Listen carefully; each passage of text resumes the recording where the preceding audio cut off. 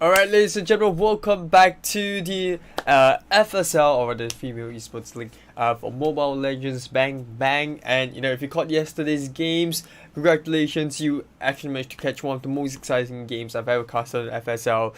We saw the very close game between a couple of these teams, and just to remember you guys, my name is Aries. Hopefully you guys are enjoying today's games as well. We will be having 3 best of 3s, and we're going to kick off the day with BREN Esports VICTRESS against DAUNTLESS as the schedule suggests. But before that, I would like to take a little bit of time to actually go over the brackets and come up with a screen right now.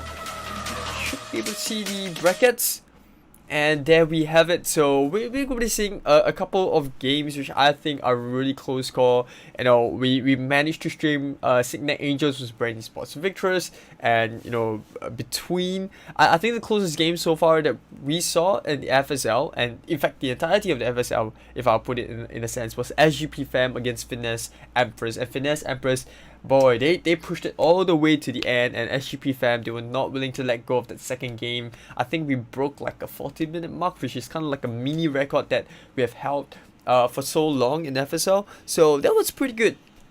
And obviously today, we're going to be streaming 3 matches. Like I said, first game is going to be BREN Esports VICTRESS versus Dauntless, and the winner of that game, it's going to go up against ARKANGEL FE. And then we'll also, I believe that we have 2 other games that also will be going on. Primarily would be the NEXPLAY Predator TEMPEST against SILOG Angels, and then we'll also have ARKANGEL FE versus the winner between BREN Esports VICTRESS and Dauntless, which is the first game of the day. So that pretty much is about it for the team breakdowns. I don't think there's anything else that you guys actually missed out. And if always remember, if you want to catch the previous games, like what went down yesterday, because you're really missing out on a lot of action if you didn't watch yesterday's stream.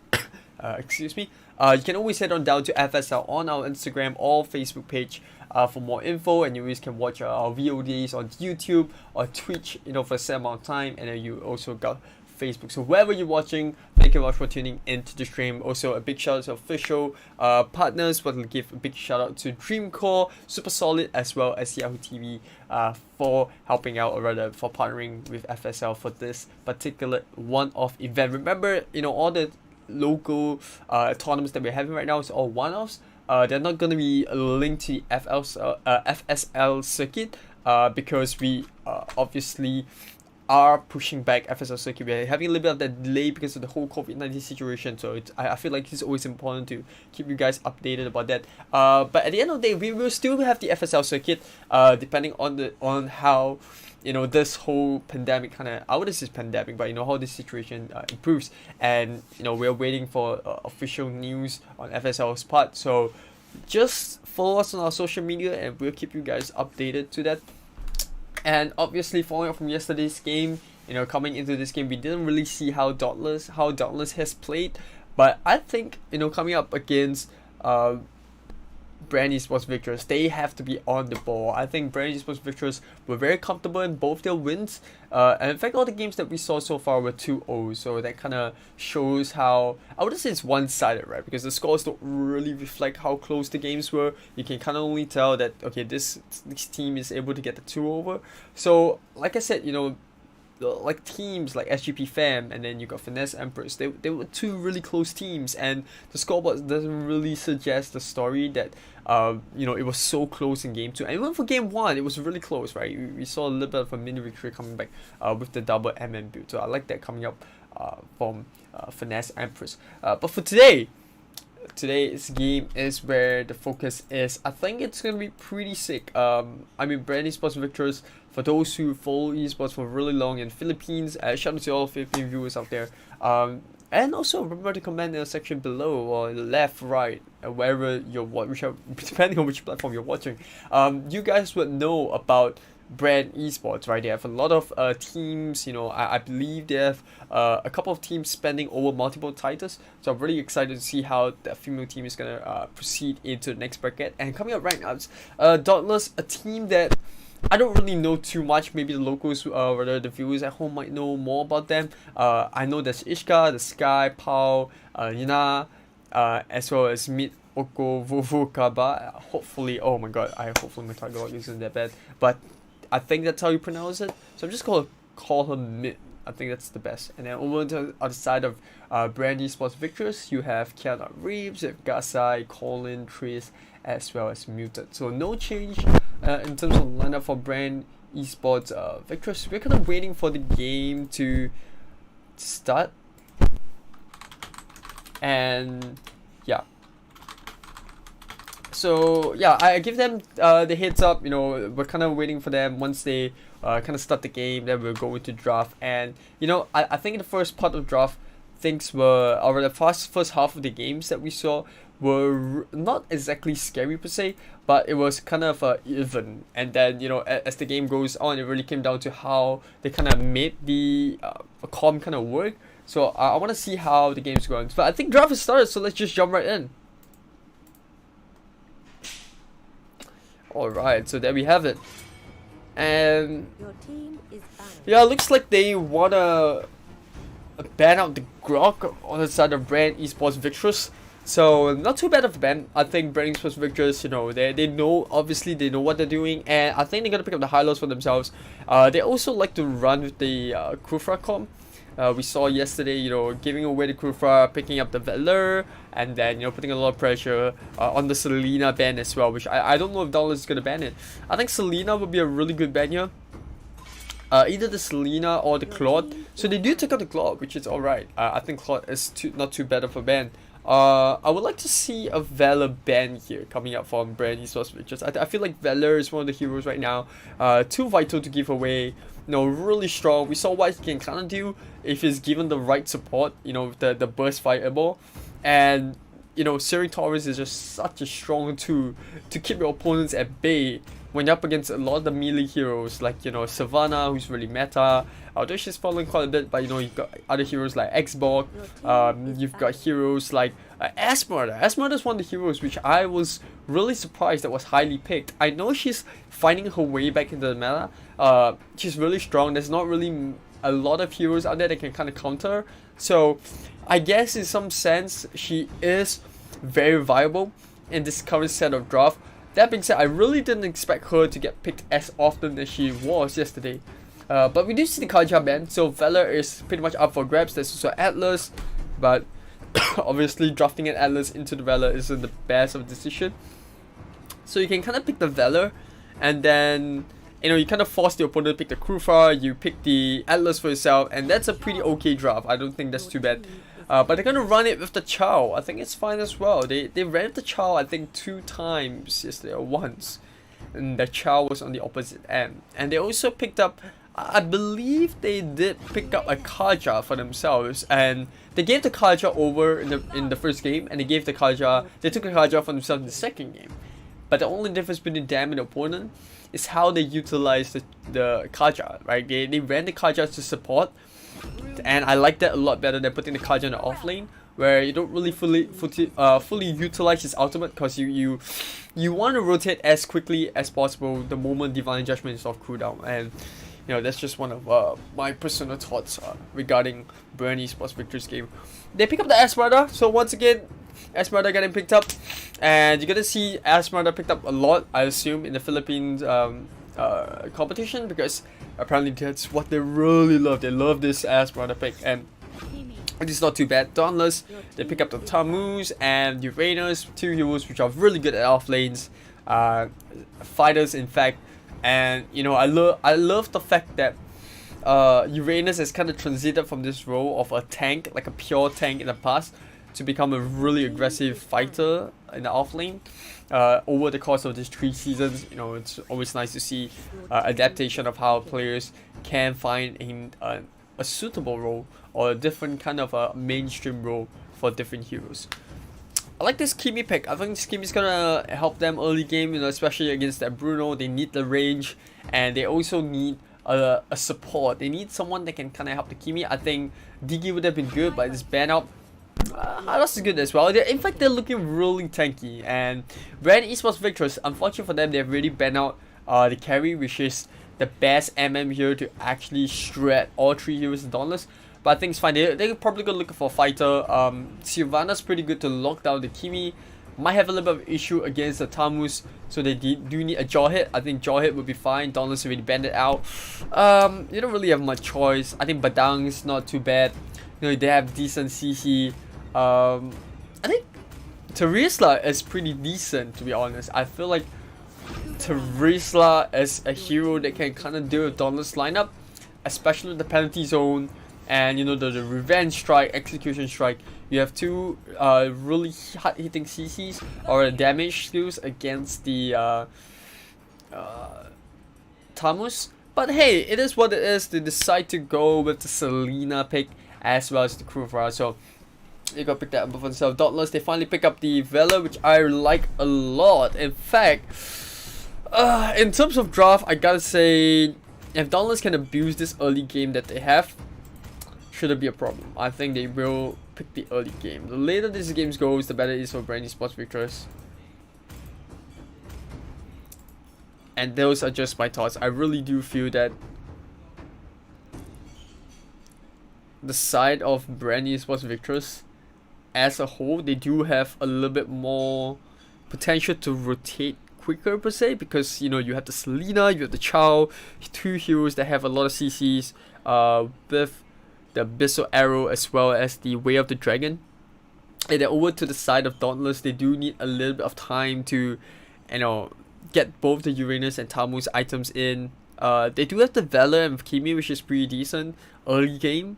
The Burst Fireball, you know, you have the threat of concentrated energy and the maximum charge, and, you know, so it's not too bad, I think, in the sense.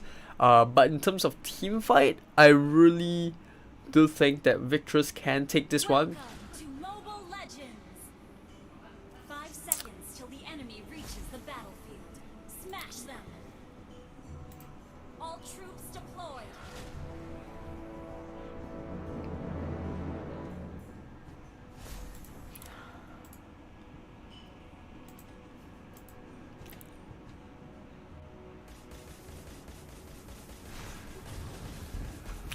And so we're gonna start off by having the tri-lane for the side of Dauntless. I don't think they want Kimi to be alone. Kimi is gonna be really squishy against a couple of these VICTRESS heroes that we see, and, you know, obviously they want to get the Kimi up running if possible. I'm interested to see what they will kind of pick. Double Retribution though on both the Tamus as well as the Uranus. So they obviously are prepared for a team fight, and they're just trying to make trying to punish VICTRESS every single time they go in for these two fighters.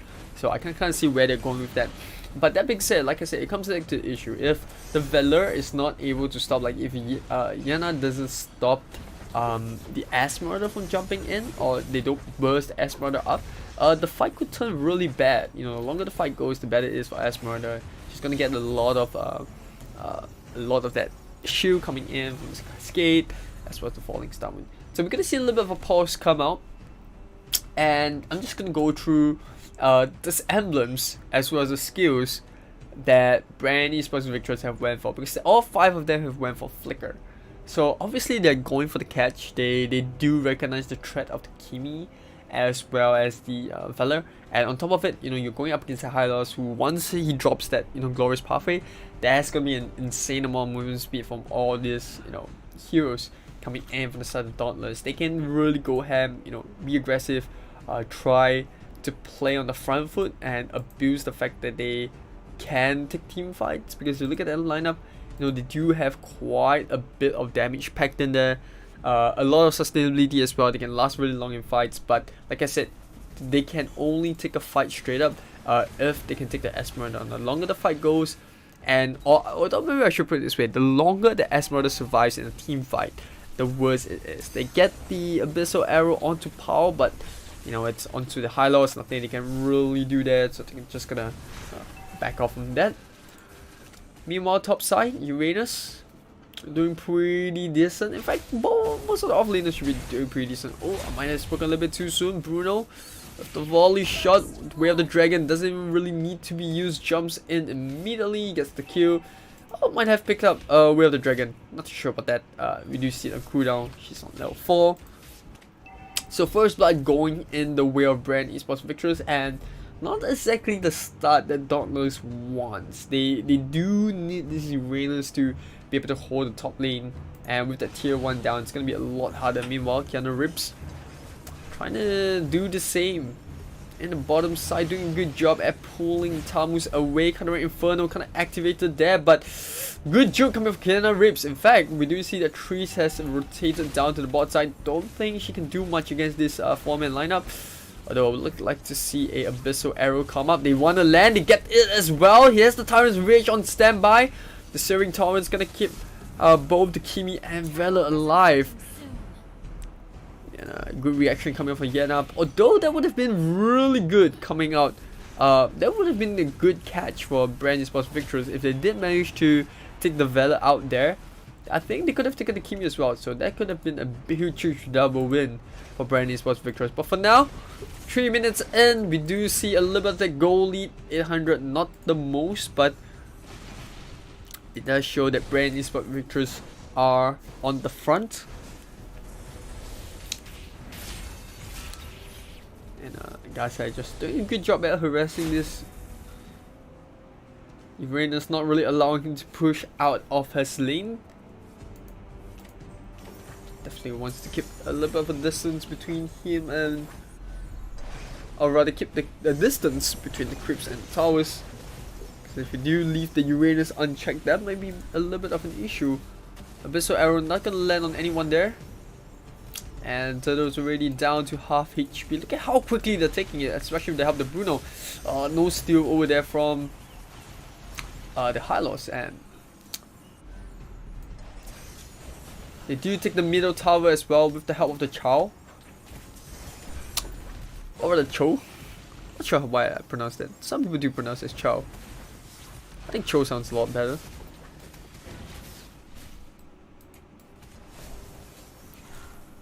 Oops.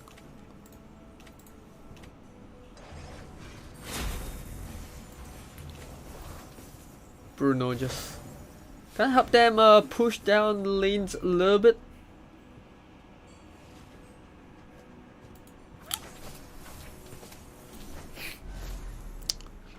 I think this is where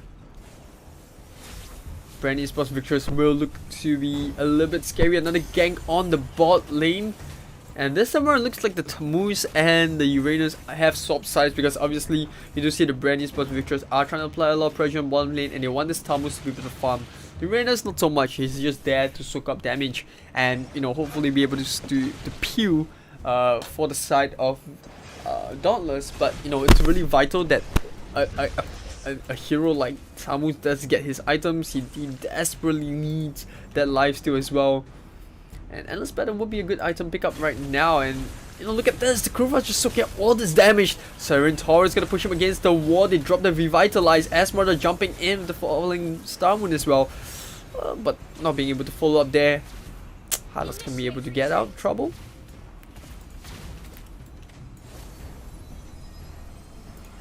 A bit of pressure in the jungle of Dauntless, and they might be able to steal it. No, they don't. Selena gonna jump in, forced to use the flicker to get out of trouble. Abyssal Arrow once again not being able to land on anyone. The Searing Torrents as well as the stun from the Hylos. Oh, it looks like someone had a DC. So we're gonna see a pause there. So that wasn't exactly a catch, but you know, a little bit unfortunate for Triss to DC at that very moment. It should be fine. Like at the end of the day, BREN ESPORTS VICTRESS, they are still ahead, and they can kind of take their time with this push.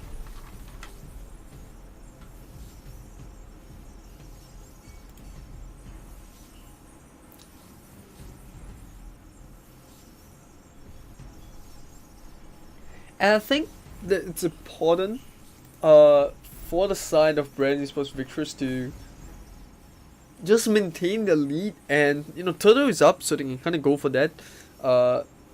And we got Dauntless, who, you know, like I said, they need to get the farm on the Tamus, they need to get items on the Kimi. It looks like they want to go with a glowing one on her.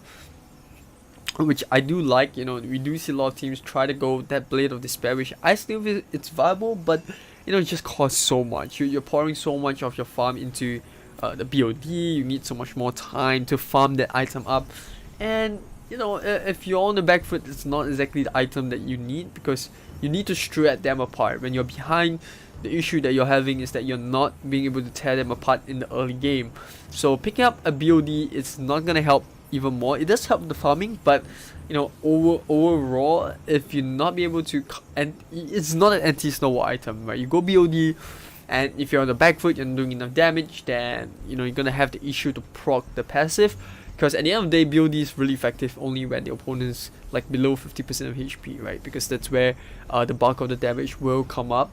But you know, if you don't bring them down, then that BOD is not gonna be any useful in team fights. For now, Dauntless, they are 4k down.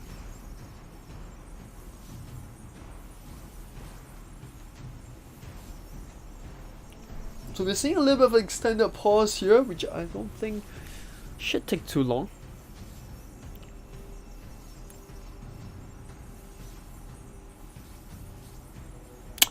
And I'm curious to see what the Bruno will build into, because obviously she's building Endless Battle first.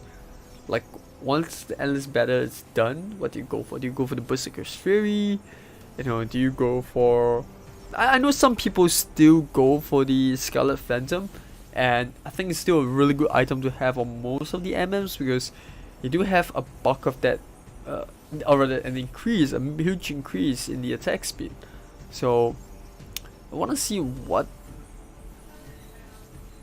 Colin is going to build on this Bruno.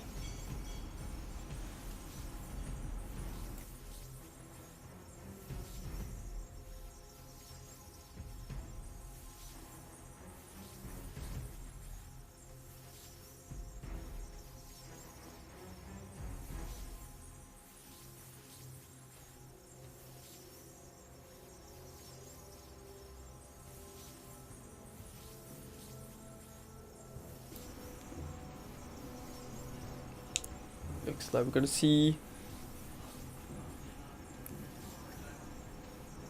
Uranus. Like I said, they're gonna be swapping lanes, so I also want to kind of see how they are able to bounce, whether they are able to bounce back from this. Because so far, whenever BREN esports find themselves, or the BREN esports VICTRESS find themselves ahead, it's really rare for them to just throw a game away like that, because they have such a good understanding of how to maintain the lead, and you know, for the most part they have been able to do so. I don't think we have seen a team that's been able to pose a huge problem to them. It looks like we're gonna get the game going. Oh, finally.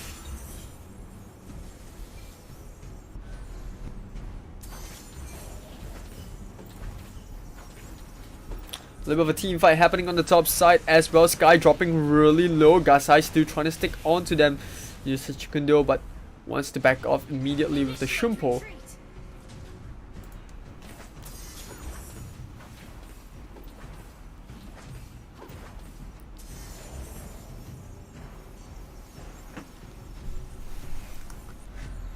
And we're gonna see BREN esports VICTRESS continue with the farming. You know, Turtle is up. That's pretty much where gonna see a little bit of engagement there. I think Dauntless do want to contest for this Turtle.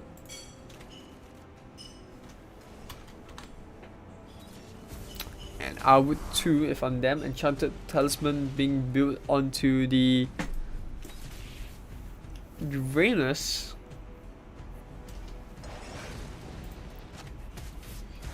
Oh, and look at how quickly 1.2k worth of crit. Ooh, 1.3, and that is some serious damage. If that lands on the Kimi, I'm sure that's gonna be pretty bad. Abyssal Arrow gonna land on Sky, but no follow-up action right now. We're gonna start with the high loss wave of the world animation being used, and Chao's able to jump on the top to get a solo kill on the Tamus, and that's gonna be bad. Falling Stammer being used by the Murder. That's the push. Dauntless a bit further back into the base. I think they're gonna get this free tier 2 on the top side. Not sure how Dauntless gonna contest this. Gasai already dropping into half health. And Muta gonna jump into Tyrant's Rage, but no follow-up. Triss landing the Abyssal Arrow, and all these are just pokes. I don't think they can kind of force a fight here. Not with a 5-man strong Dauntless, unless they can catch someone out. It looks like Hylos might be the target. They're slowly breaking him down. Tyrant's Revenge coming up again. Even utilize the Revitalize. A little bit of a waste if you ask me, but you know, gotta do what you do to stay alive. And here we go, the kick comes in. They didn't even use the Way of the Dragon, but now onto the backline. Kufa jumping in. Where is the Tyrant's Rage? It isn't there for them. And I fear that BREN ESPORTS VICTRESS might have jumped the gun a little bit too quickly. They got a little bit excited with the solo kill onto the Iska. And you know, while it's not the one they want to go for, they obviously want to take down Sky or Yenna. I think Yenna is a more important role in the Valor compared to the Kimi at this point in time, because they need this Valor who is going to be able to stop them. You know, the Searing Torrent is going to push the creeps out. It's really hard to break into a base where there's a Valor that's constantly pushing. Your only means of going inside away, and you know, I think, you know, I should be able to hold the fort for them for quite a while until the Lord gets taken. And that's where, you know, with the super minions, even if you got Searing Torrent, they are going to go in. And, you know, if you watch your stream, I kind of spoke a little bit on that as well. The only way... Oh, they managed to jump on the Yenna. That's the targeted one. Wave of the Word animation. Not enough damage. But Gasai now jumping in the backline with the flicker. Follow into Way of the Dragon as well, just to burst the Valor up. They follow up with the Q onto Gasai. But that is a small sacrifice. I told you about the Valor, and they got what they came for. They even picked up another Q onto the Uranus. And it looks like they might just start taking this Lord with the help of mutants, soaking up those damage. Colin should be able to get this one comfortably. Don't really see a way that Dauntless will be able to contest for the Lord.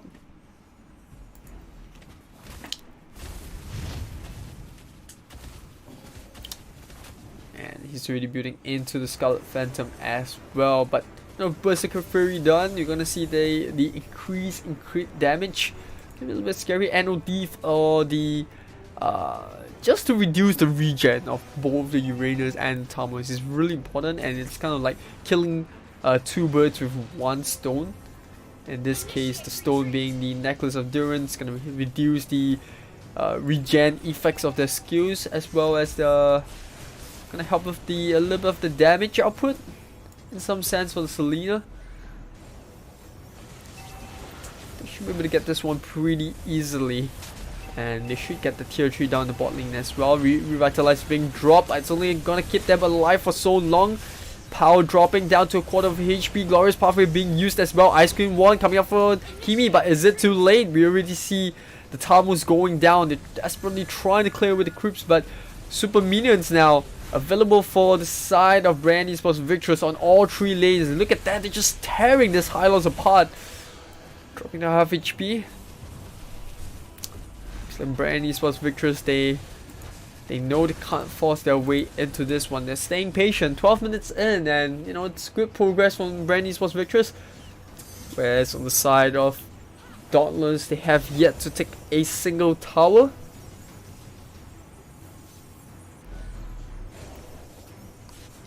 Things are looking a little bit grim for Dauntless, if you put it that way, but you know, if they can delay this push coming up, if they can delay the game as long as they can, then they might have a little bit of hope. But it really comes down to whether or not BREN ESPORTS VICTRESS do make a mistake, because if they don't, I find it so hard for the side of Dauntless to win a team fight now. And I spoke about that early game advantage that they had with the Kimi and the Valor. Well, that's gone down by quite a bit. Yes, they have picked up the glowing one as well as the ice cream one, but it's, you know, look on the opposite side. You got the Asmurner that's pretty much got a full build. She's only, you know, left the mask, which, you know, she can choose to sell it if she wants. She can build into she can kind of complete a mask if she wants as well. I think it's fine. She doesn't really need it. She'll probably sell it and then build into immortality, and you know, I don't even think she needs the immortality to end the game at this point.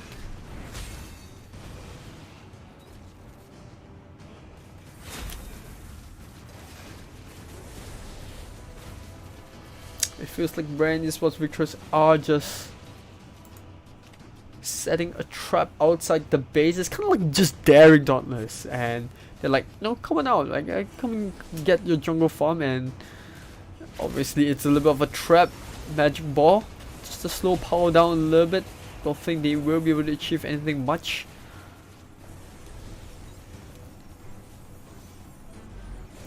Although with Kiana Rips now joining alongside the rest of the team, I think she's got the blue buff on her. Yeah, she does. So I think she went ahead to pick up a blue buff while Colleen picked up the opponent's red and blue.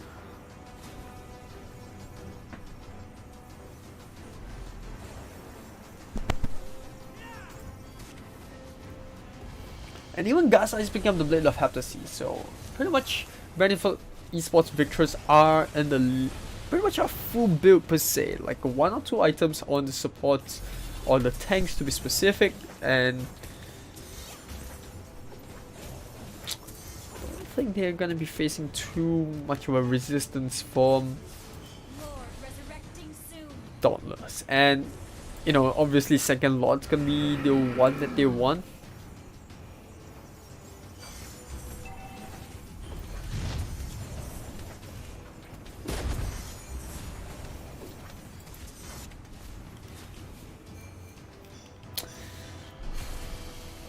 And at this point, you know, for Dauntless, it's so hard to even break out the base. You can see they're just clearing the creeps at this point, and you know, clawing at whatever farm they can get. Plus X completed for the Tamus, but like I said, you know, similar to the situation that they have in the Kimi, yes, you do have a couple items now under your belt, but you need so much more. You do need quite a bit. It's done the Queen's Wing, so pretty decent of an item pickup, but needs one more item to kind of match blow for blow against, you know, the Chow, who is the next best comparison on the side of BREN Esports VICTRESS.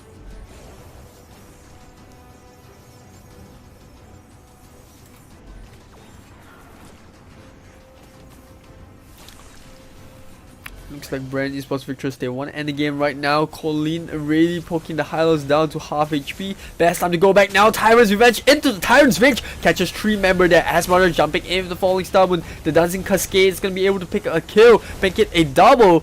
And the Uranus goes down. I think this is pretty much it. You know, lots of half HP. And pretty easy win for BREN Esports VICTRESS. And you gotta say it's a really one-sided affair, especially from the beginning of the game, where you know they picked up the first blood on the Uranus on the top side, and then you know they kind of snowballed from there. I don't think we have seen a point in time that there was so much as to be threatened, and it really came down to good planning in the opening stage of the game. You know, didn't really run the tri-lane as I thought they would. Yeah, I mean, Asmurder's a pretty decent offlaner alongside with, or not alongside, but I know pretty much the same row as the Chow. You can see item wise, it's pretty straightforward. You know, Chow even did manage to pick up a Blade of Despair, so that is quite a bit of damage in the fighter. And you know, I think a little bit of an unorthodox build coming up from the nah, it's not really an unorthodox build. I think it's pretty much straightforward. I don't think we do see a bit any of the difference. A couple of them are yeah, it's pretty much straightforward. I don't think we do see anything different. And so yeah, that pretty much is game 1. So hopefully we will see a better game 2, and I think, you know, if Dauntless can win game 2, we go for game 3. I'm really excited for that. I'm rooting for them to try to mount a comeback. But first, I think we'll go for a short little break when we are back game 2 between BREN Esports VICTRESS and Dauntless. So don't go anywhere.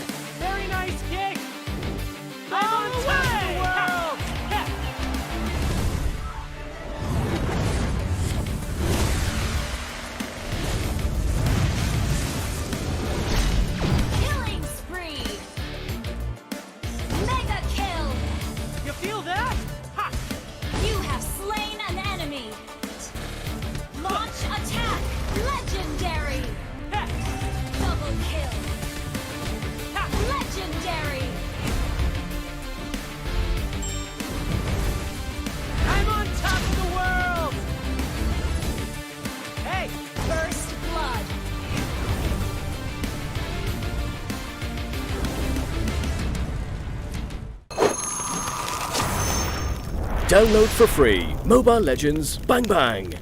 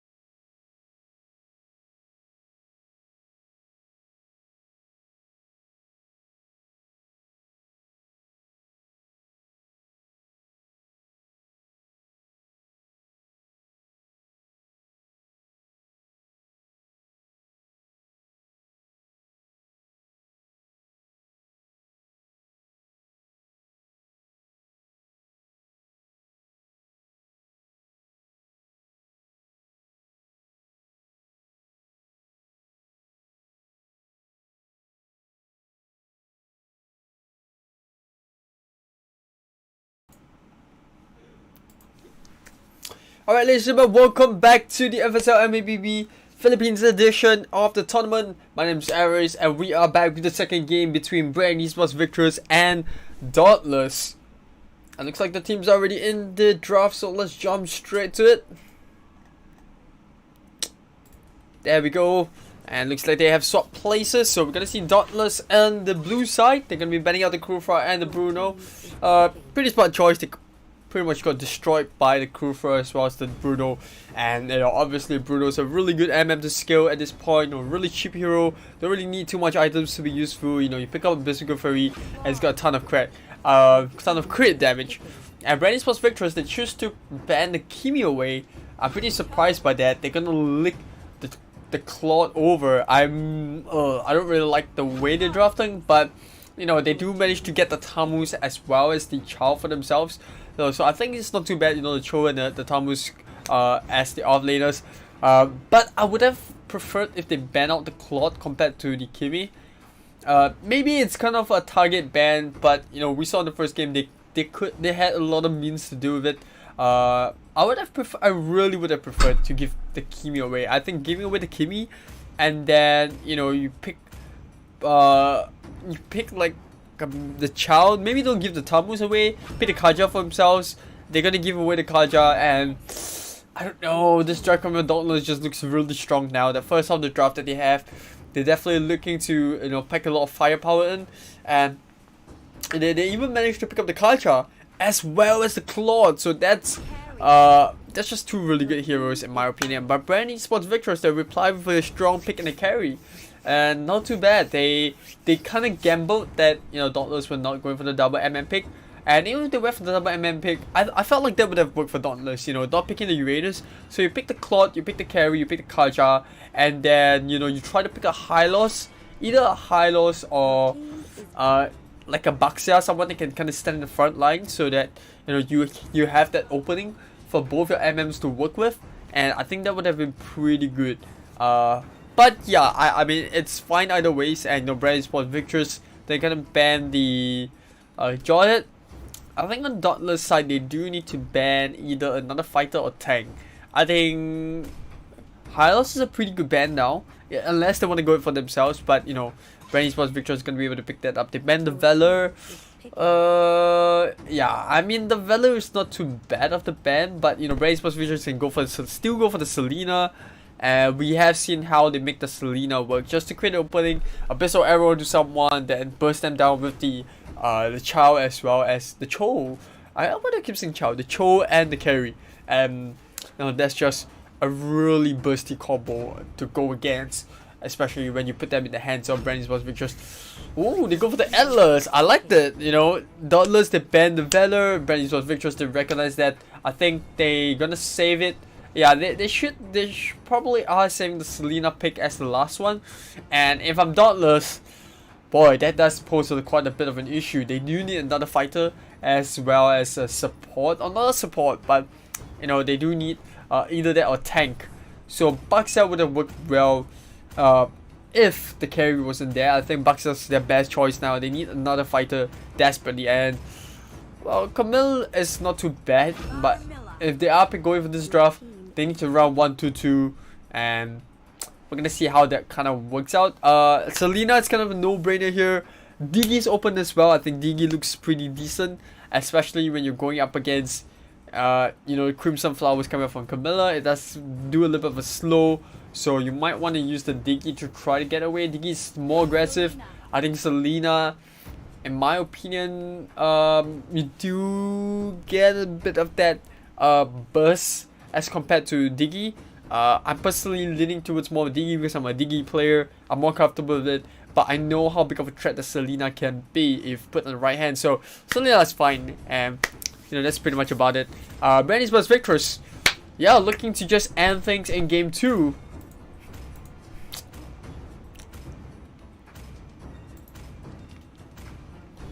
And obviously they can, if Dauntless are not too careful here.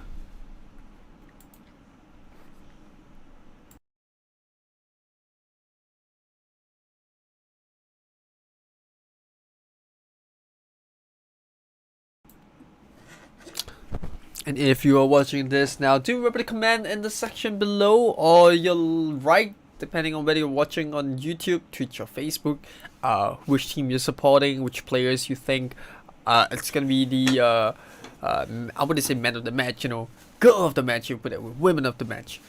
A little bit cringe much, but yep, just comment section below who you think it's gonna be the women of the match. No extra prizes there, but you know, always nice for teams to know what you're supporting them. Smash them. All troops deployed.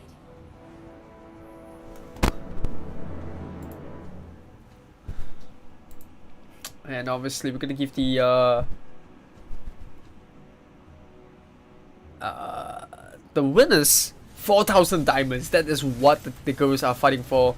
As mentioned in yesterday's stream, there's also 1,000 diamonds for second place, and in third and fourth they both walk. Oh no, second place walks with 2,000, and in third and fourth they walk with 1,000 diamonds each. So that's quite a bit of diamonds.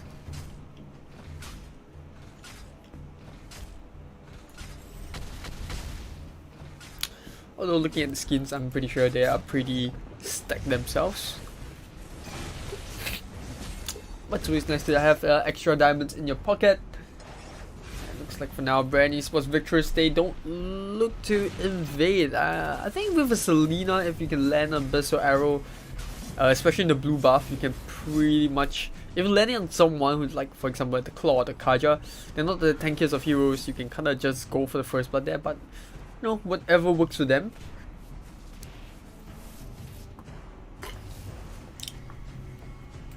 Camilla gonna be at the bot lane, and I'm still surprised to see that they still go for this one, because Camilla, I don't think she's gonna be able to hold the bot lane by herself. You know, she's not really tanky early. She does need quite a bit of support early game. I don't think she's a support herself, and Abyssal Arrow coming in, I think that's the first blood, and that's the point I'm trying to make. Like, she's not exactly tanky, but we do see the Blazing Duet pick up the Tammuz on the other side, so Dauntless definitely not going down without a fight there. And second wave of cards gonna ensure that BREN ESPORTS VICTRESS will be able to pick up this tier 1. And just look at the comparison that BREN ESPORTS VICTRESS have in terms of the impact across the map. Look at that, Gaza is already nearly pick up the Chow, Way of the Dragon, one more hit, the Flicker as well as the Shumpo gonna be able to allow Gaza to pick up the kill, and I think he should be able to find here. Chris just gonna soak up that shot coming up from Pao, and they should be able to get on their way. Tries to TP back. Selena's gonna be a bit of a harassment. Tammuz already going down to mid. We'll be swapping lanes pretty soon. But once again, BREN ESPORTS VICTRESS find themselves ahead. In the third minute, they did manage to pick up the tier 1 in the bottom lane. Turtle resurrecting soon. Do feel to like a certain extent that BREN ESPORTS VICTRESS are not gonna take their foot off the gas pedal. They just wanna steamroll this second game. They're already working their way onto the turtle.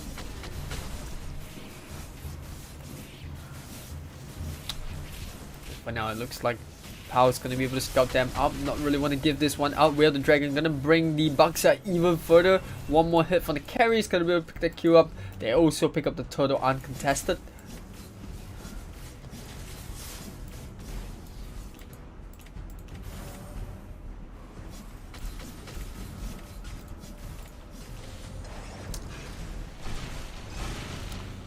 Swim boots for the Atlas as well. I like that. Atlas that isn't necessarily the fastest hero around, so with the swim boots, gonna be able to move quite a bit. Obviously, you're gonna require a bit of rotation from this Atlas to try to support the top lanes as well. Fatal links onto 3 members, and they might be able to get a team wipe here, or rather, not a team wipe, but 3 kills here. And they should be able to do so. One more hit from the carry will secure the kill, and looks like they want more jump in from Colin. Not sure if that's kind of a misclick, but she did flicker under tier 1 tower, and Yana should probably try to get the heck out of there. Didn't really manage to land the Abyssal Arrow on Tree's part, but hey, at least they still secure that tier 1 in the middle lane. Meanwhile, top, Keanu Reeves and mid, ironically, at the top lane are trashing it out. I don't think it's gonna be quite a bit of a stalemate, and you see Keanu Reeves trying to start to work on the tier 1 on the top side, but it's definitely gonna be hard to do so against the Uranus. And BREN Esports VICTRESS, they recognize that fact and looks like they want to go for a gank. I don't think anyone has spotted them. They do split a little bit of rotation, and they're gonna start on the Baxia as well. Abyssal Arrow gonna land immediately on them. Fatal Links follow up as well. That's gonna be a kill onto the Baxia. They're gonna follow up Blazing Duet onto the back line. Not enough damage. They only bring down the Atlas. That is not enough. And BREN Esports VICTRESS will walk away with another tier 1. This time around, it's the top lane. And if they really want to go aggressive here, I think they can even go for a tier 2. It looks like they're contemplating it. They definitely are working on it. Abyssal Arrow onto the Kaja. They might be able to get one more kill here. And they're going to give it over to the carry. Farm conscious on BREN Esports VICTRESS part. And they must be licking at their lips right now. Look at that. A juicy turtle for them. And they are up ahead by 6 here, but it's going to be 7k soon. I think they will be able to take one more team fight before they really go for the tier 3s. And depending on whether or not Dauntless do want to defend against those tier 2s, because at this point I feel like they lack a lot of farm, especially on this Claude. If you compare the Claude and the Carrie's already got that first item in Endless Battle, and she's probably going to build into that golden stuff. While you do see Claude still struggling, and this shouldn't be the case. She's still struggling to build into that golden stuff, or rather that Demon Hunter sword, and so that's gonna take quite a bit. A solo kill onto Yana in the bot lane. I think they did burn the way of the dragon for that one, but they still have plenty of CCs available to them. You look at BREN Esports VICTRESS, they have plenty of CCs on their part. They have the Selena of the Abyssal Arrow, they have Gasai who has Chikundo as well as the Way of the Dragon, and then you have Muted with the Fatal Link. So a lot of arsenal, a lot of initiation for them, and they don't really have to worry even if they miss one or two of these huge ultimates on their part, because Abyssal Arrow doesn't really take long. I think it's 6 seconds per arrow, so there shouldn't be a problem. Meanwhile, Tamus happily farming on the top side, also building into the Endless Battle. Just managed to pick up as I was talking about that. Dauntless. They finally get the Demon Hunter sword on Claude, but they need so much more. They need the golden stuff from DPS, and now they have the burst because of the Blazing Duet. Now they need the DPS output coming up from the Claude to be able to match the damage from the carry. Ice Dominance coming up from Baxia, hopefully trying to slow down the attack speed of the carry, although I'm kind of doubting the effectiveness at this stage of the game. Maybe towards the later stage it will be a lot useful, but at this point I think BREN Esports VICTRESS has just too much in the locker. They're just too bursty as a comp, and they're just too quick, and you can see that whatever they do, they look like to be one step ahead of Dauntless. And the only way the Dauntless can win this, and there is still a little bit of a slight hope now, is that if they can delay the game long enough, hopefully the Claude is able to farm up, and that's where obviously the damage will come and help them in all these huge team fights. You also have the Uranus that needs quite a bit of items to be a little bit tankier. Same goes for the side on the Camilla's portion, and the Baxia as well. But a lot of items still needed to catch up to what BREN Esports VICTRESS are putting on the board at this point in time. They get another Abyssal Arrow onto the Baxia, no follow up there. But Tamus is slowly but surely chipping away at that tier 3. A quarter of HP already down. You can see like Keanu Reeves. The thing about pick up a Tamus, he doesn't need mana, he doesn't run a mana. But first Fatal Links onto 2 members there should be more than enough. They pick up another kill with the carry, slightly taking a little bit of damage from tower, but they did manage to walk away with 3 kills, and more importantly, one of those 3 kills is the Claude. So this is gonna be quite a visual. We have the Dragon, good flicker there coming from Gasai with the combo. To pick up a kill onto the Kaja, and now it's gonna be only the Uranus left. They're already ignoring the tier 3 in the middle, and they end the game in less than under 12 minutes. I think it's 11 plus if I'm not wrong, but hey, it kind of shows how strong BREN Esports VICTRESS are as a team. and yeah, it's under 10 minutes, and that's how strong they are as a team, especially in the rotation wise. I think what's scary about BREN Esports VICTRESS is that they know the pick and how to get the most out of the heroes, especially in the opening stage of the game. You can see, you know, Carrie, despite only having 10 minutes to in this game, she's got, you know, the golden stuff. She's got an endless battle. She's got lightning belt. She completed a tier 3 jungle item, and you know, she was about to go into what I believe could have been I think Immortality would have made a lot of sense here, but you know, she didn't even need it. And like I said, you know, that was just a really fast-paced game. I think Dauntless was just a little bit too greedy with the Camilla pick. I felt like a tankier fighter would have done the trick, and that kind of proved my point the first blood, where they could just dive the tower really easily, and Camilla on her portion, she's not really a fighter through and through. She does have a bit of a sustainability, a little bit of a lifesteal, but I don't think she's tanky enough to soak up all this damage coming up from BREN Esports with VICTRESS, or even like a tri-lane aggression when it comes down to, you know, this meta where you do see teams trying to force that tier 1s on either on the bot or top. So that being said, congratulations to BREN Esports VICTRESS. They will proceed into the next bracket, and that's gonna be I believe I should be able to show this one, so it's not updated, but at this point they will be able to go up against ARKANGEL, so that is the progression for them. Unfortunately with Dauntless, they will be out, and then we will also have our next game, which is Finesse Empress up against Tigress. Oh no, it's actually NEXPLAY Predator Tempest against SILOG Angel. So those two, that's the next game that's going to come up. And then, you know, for the final stream of the day, or the final matchup for the day, we will be seeing BREN Esports VICTRESS up against ARKANGEL. And this matchup is going to be a bit exciting, because I want to see how obviously the teams do react to that.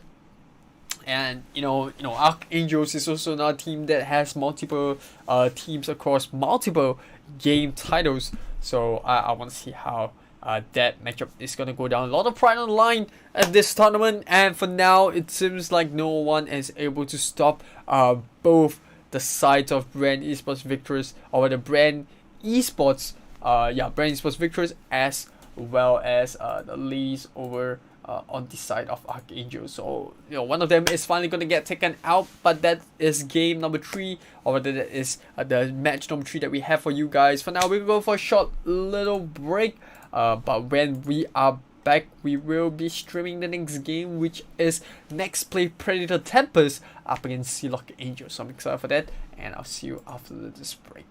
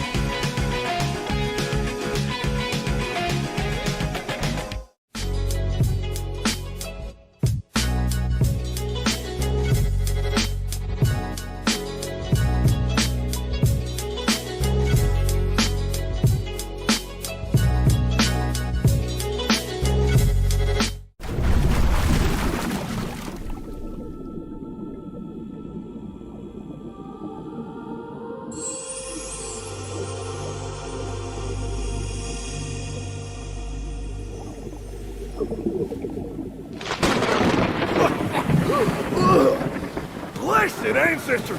I was saved by a Valkyrie! I guess this day ain't so bad after all! We can't let Aurora Hart lose control. Aye, aye, ma'am!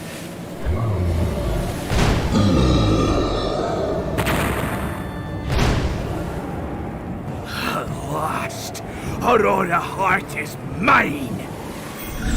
Captain Bane, reign supreme!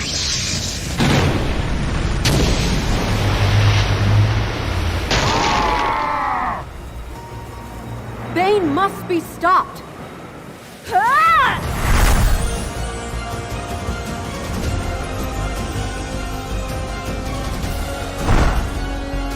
For our homeland, our ancestors, and the living, we will not stop fighting the evil. I am the daughter of Northern Vale. and I swear to protect it till my last breath.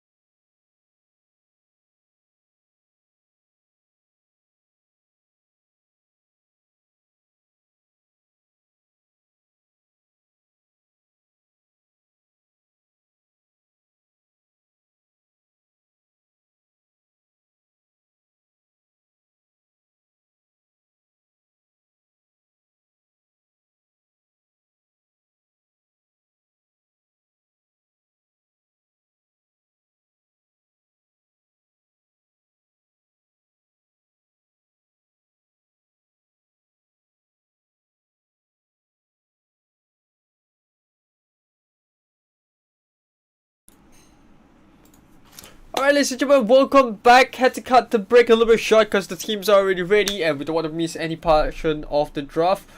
So let's just jump straight into game 1 between NPT and SILOG Angels. And we're going to kick off with NPT on the blue side. They can ban out the Kaja. And SILOG Angels, they ban out the Popo and Koopa. I think this is more of a target ban. Maybe they know that, you know, there's members of NEXPLAY Predator Tempest who are maybe they feel like, oh, okay, we recognize a couple of players there. They know they play Popo and Koopa quite a bit. So let's just take her out just to avoid being her drafted into this draft. And they ban out Nutella as well, which are two really specific heroes in one ban. You know, it's not really an open ban. So it's kind of like a focus ban that, you know, SILOG Angels are going for. FPT, they ban out the Uranus and the Kaja. And they pick up the Tamus for themselves. I think that's pretty decent. That does leave the Valor open. There's also the Kufra. There's also heroes like the Claude and Carry. So a lot of choices available for SILOG Angels. And whichever two that they will be picking, I think NPT would just pretty much grab the others. And they're gonna leave a lot of the meta drafts open. In fact, they're gonna pick up the Hylos for themselves, which I think is a pretty interesting choice. Obviously, if Uranus getting banned out, Kufra is gonna be picked as well.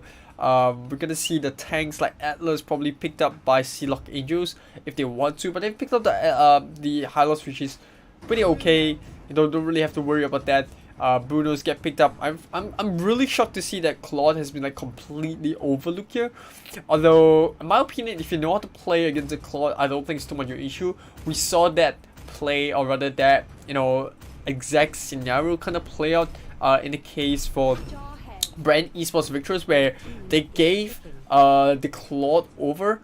And they were still not too afraid. Like, Dauntless did have the Claude, and they were really good timer up to the 5th minute where they just got completely shut out. So it's not always the instance of as long as you pick the Claude, you pretty much will win the game, because, you know, there are ways to work around it. And, you know, SILOG Angels, they pick up the Kimi for their MM. They're gonna bet on the box yard, so they're betting a lot of these tanks. They're removing a lot of these tanky options for NPT, just to help themselves. You know, there's carry still available for NPT if they want to. I think, you know, betting out a fighter would be the wise choice. I think Cho would be a really good bet. I think Jawhead's a really good bet as well. They picked up for themselves, so they don't really have to man it out. I don't really notice the Jawhead there. That's a bet, my bet on my part. As for the, okay, so apparently, okay, chat, so, tell me something. Is Esmeralda like kind of a meta thing in Philippines? Because I know she's really meta. I've played her quite a bit, and I played against and with her quite a bit in Mythic games. But is it like a really meta thing in Philippine games where, you know, you always see Esmeralda getting picked and banned out? That's something I want to know. So comments, like, just drop your opinion on that one. I want to know more about that. SILOG Angels, they pick up the Xbox, and I like that pick. You know, it's a little bit tanky, soaks up damage at the front, pretty decent pick overall. Ooh, NPT, they pick up the Atlas. I'm not sure if they actually want to go for the Atlas, because, you know, SILOG Angels, they have the Valor. It's going to be quite an issue for the Atlas to try to close the distance between them and, you know, the backline. Oh, they still decide to go for that, which I think it's okay. It's not a bad pick, but, you know, SILOG Angels do have quite a bit of range on them. You know, you have the Valor, you have the Kimi, and even for the Xborg, you know, although he's a melee hero, he still has a little bit of that range in the first skill. So I don't think it's gonna be too big of an issue for them to deal with this this Atlas lineup.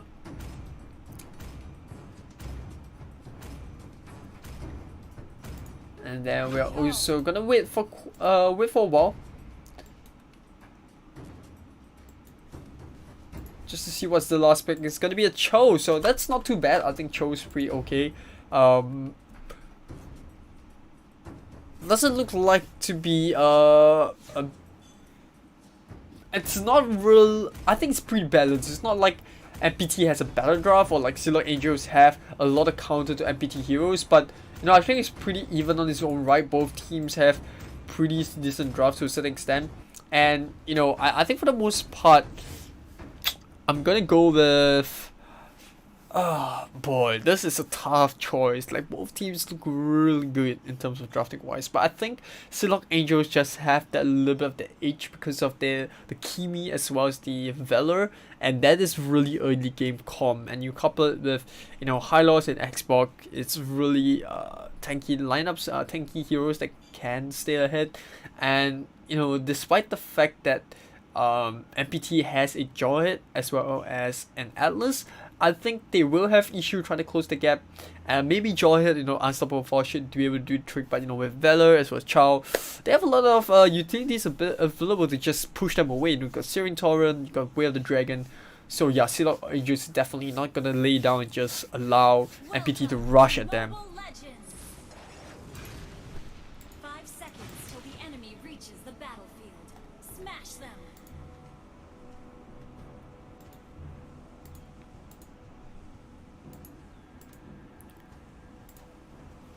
Like I said, we're immediately going into a pause. That's fine. Not too big of an issue. Remember, I want to give a big shout out to our partners, Dreamcore, Super Solid, as well as Yahoo, for being a part of this amazing journey of us. You know, shout out to all the female gamers out there. Hope you guys are having fun.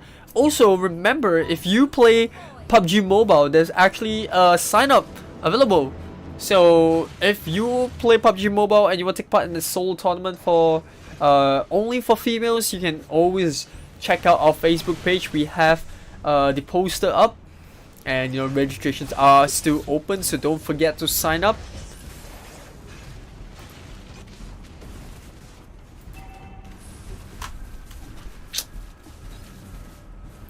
Our first FSL game of the day.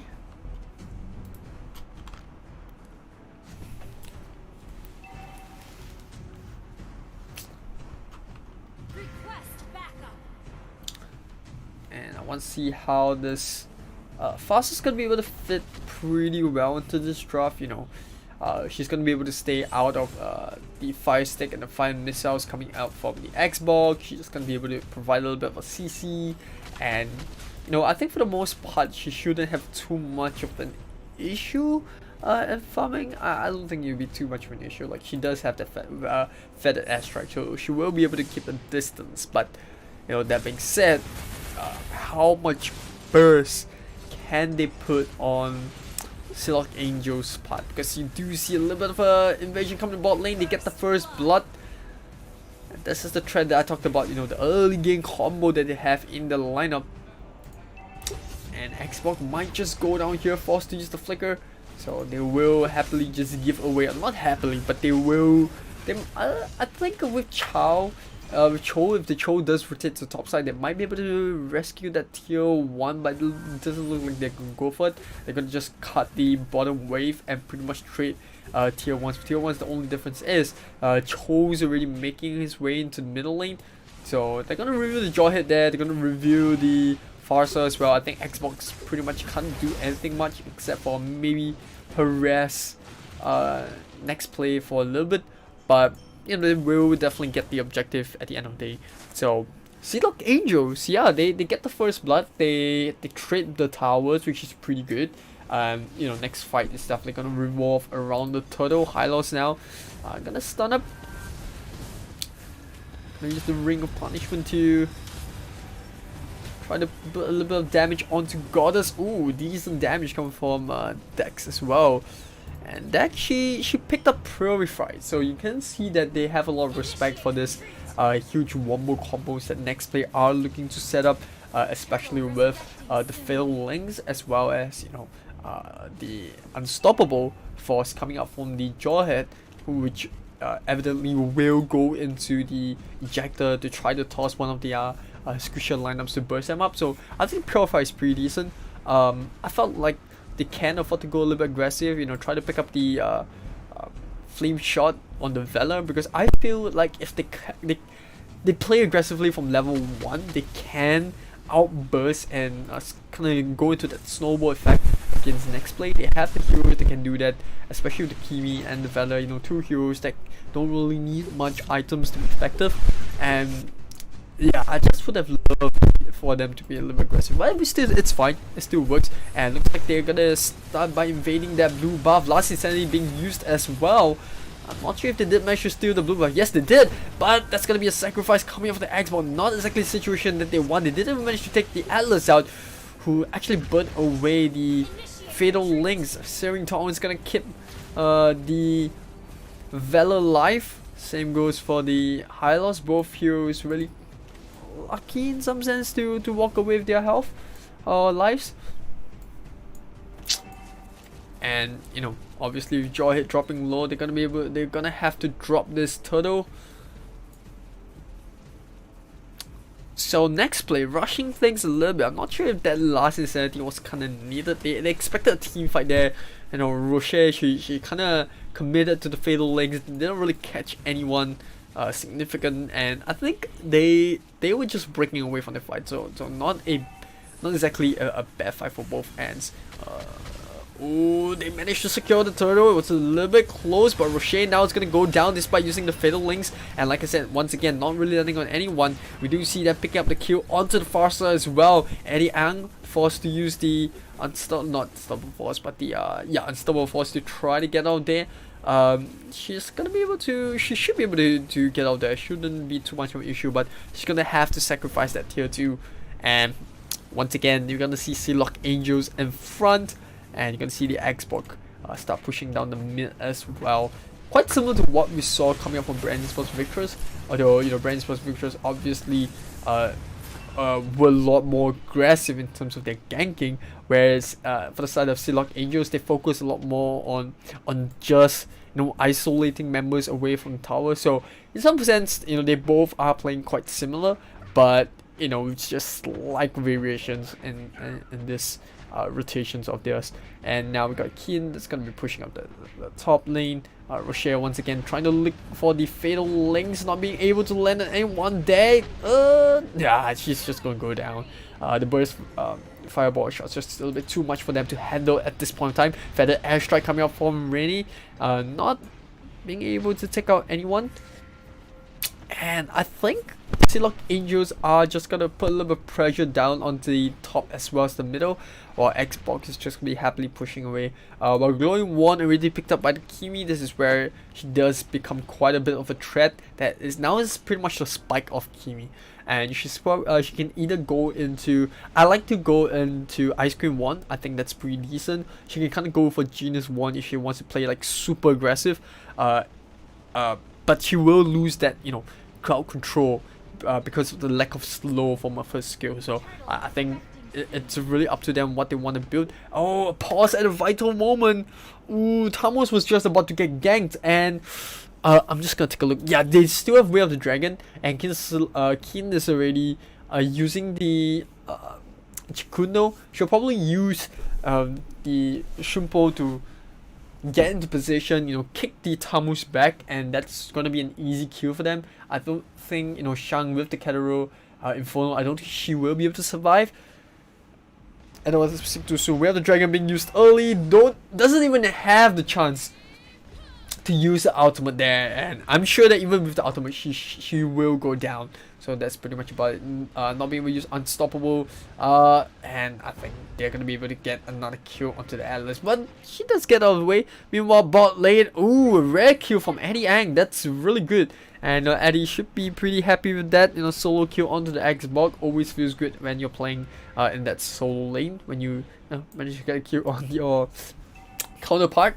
And for the next, I mean, phase of the game, if I put it in that sense, SILOG Angels are gonna look to secure this, either the second turtle, or they can just force their way down mid, get the tier 2, and then, you know, start starving the side of NEXPLAY a little bit more because of the lack of jungle farm. But now a little bit of fight happening over in the middle, and Last Insanity being used as well. Hylos will drop the Glorious Pathway, and they will chase up to the Atlas. The slow comes in, one more stun, they get the real body, and that's gonna be another kill for the side of SILOG Angels. Jawhead sneakily pushing down the bot side. Smart missiles to clear out the waves. They pick up the tier 1 down in the bottom lane. But tier 2, so pretty good trade for SILOG Angels. They don't really have to worry too much about tier 1s at this point. They are 6k ahead. And you know, that tier 1 is just a small loss on run. It doesn't really even put a dent, I think. Yeah, it doesn't really even put a dent in their lead. But for now, it looks like SILOG Angels are very comfortable due to that early game comp that they have, but they're a little bit out of timer. If you gotta look at it like towards the late game, I think Bruno definitely skills a lot better than Kimi. He's gonna have a lot of crit. He's gonna be able to remove both the Kimi and Valor if he does get in a good position with the tackle, slight tackle. So SILOG Angels do have to be aware of this lead that they have, and that, you know, it's not gonna last forever, especially when you have such a late game comp coming up from the side of NEXPLAY. And obviously, you know, the feather airstrike is gonna ramp up in terms of damage depending on items that Farsa decides to go for as well. You see Kin trying to jump, and with the Chikundo, does Ant manage to get the way of the dragon onto the Farsa? A little bit of a BM there, a little bit of a emote as well, just to, you know, I think it's, they know that the game is in hand, but can they actually go for the finishing move here? Vayne trying to use Last Insanity, not enough stacks onto Goddess, and she will walk out of there alive. Meanwhile, SILOG Angels already making their way into the mid as well as the bottom lane. Valor just gonna zone a little bit out. SILOG should be able to do.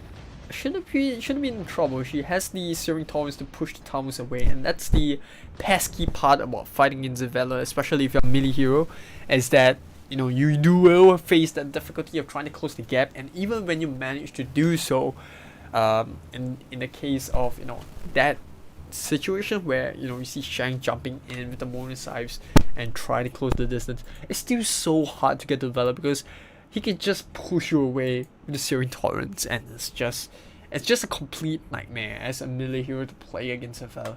So for the most part, I call it as it is. You know, SILOG Angels, they have the better early game draft.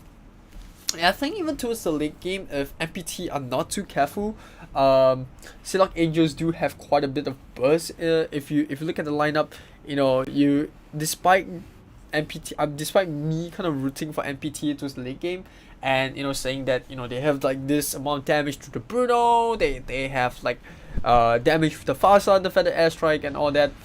It's not gonna be of any use if they can't really pull the game, because, you know, at this point SILOG Angels, they know they're on a timer, and you can see the way that they play.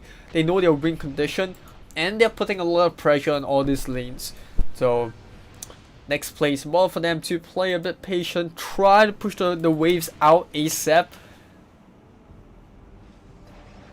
Obviously, next objective, next play of the map, it's gonna be SILOG Angels gunning for the Lord. I do see NEXPLAY slowly trickling away at that waves coming out the base. I don't think they can actually do much.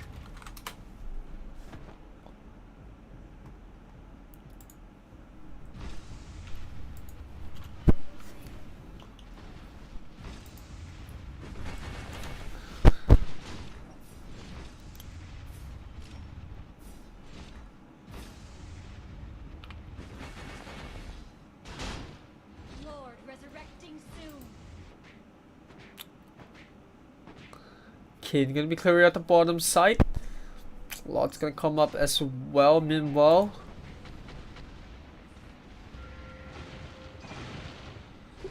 the rest of NEXPLAY are just gonna make sure that the lanes are closed, or rather are pushed out, just to make sure that the Lord doesn't, or rather when the super minion waves come in, you know, it's not gonna be in too far into their base. Lord kind of taken uncontested, no brainer there from SILOG Angels. Another pause coming out, but, you know, it's not really going to affect the game at this point. No team fights that's happening, and SILOG Angels are just gonna try to close this one comfortably. They're way ahead in the lead, 10k gold lead. You know, most of the items are up already. You got Xbox that's pretty much going for the final item there, and You know, Kimi is also pretty much done for build. Valor is also almost max build. I think he will also go for the... I don't know. I feel like Valor can afford to build the NOD if he wants to. But we'll have to see. Like, either the Kimi or the Valor will build into the NOD. In the unlikely case that we go the distance with this game 1, I think the NOD will come in very useful when, especially when you have like a Tammuz as your opponent.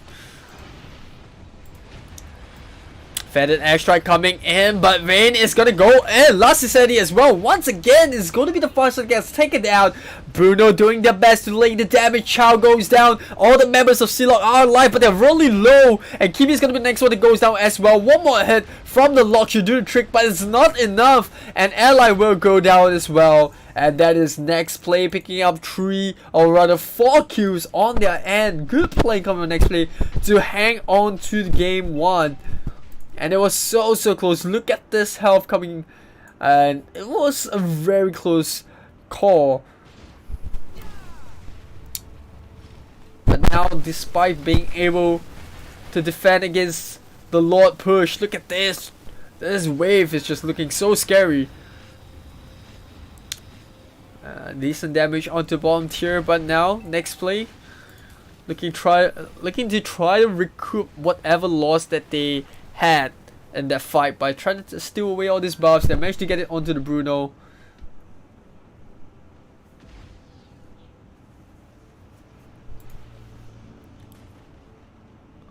Red buff getting taken up by Ellie.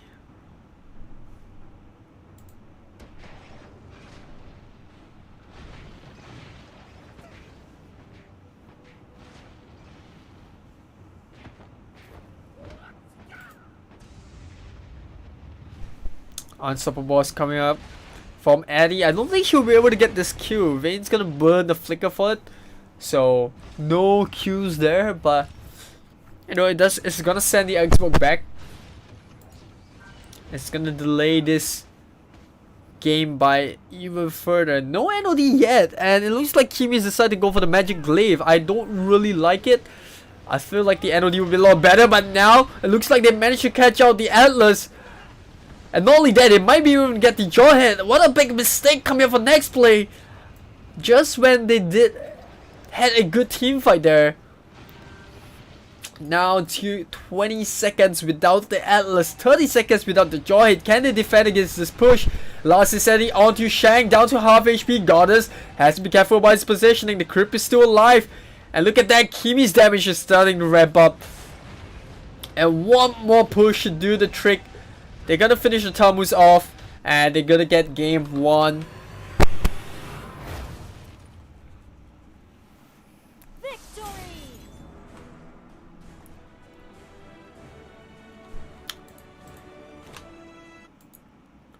Pretty standard game coming up from SILOG Angels. You know, I spoke about the threat that they had in the early game, as well as, you know, being able to pick up the Kimi for themselves. You know, look at that. This is what I love about Kimi, is that she doesn't really need much item to go, like, come online. She just really need the glowing wand.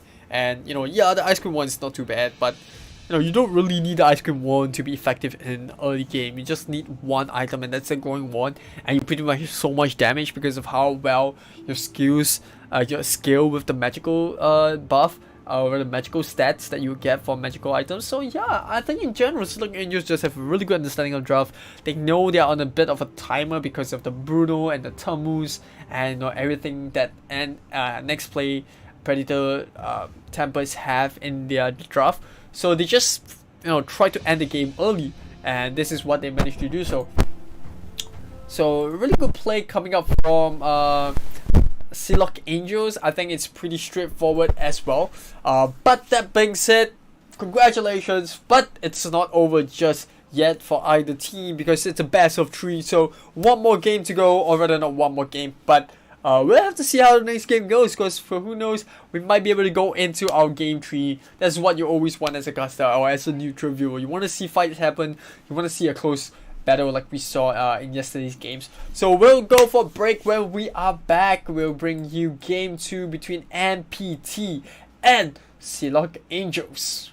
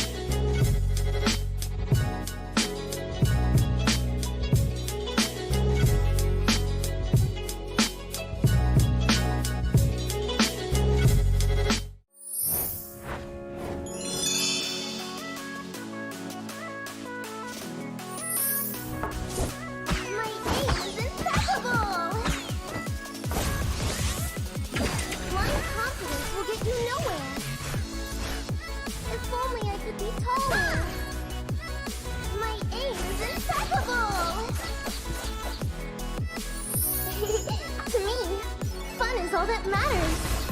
Killing spree. Monster kill. Double kill. Double kill. Legendary.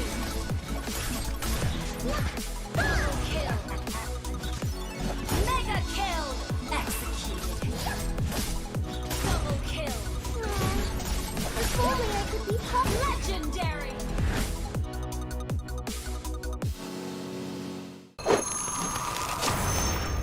Download for free Mobile Legends Bang Bang.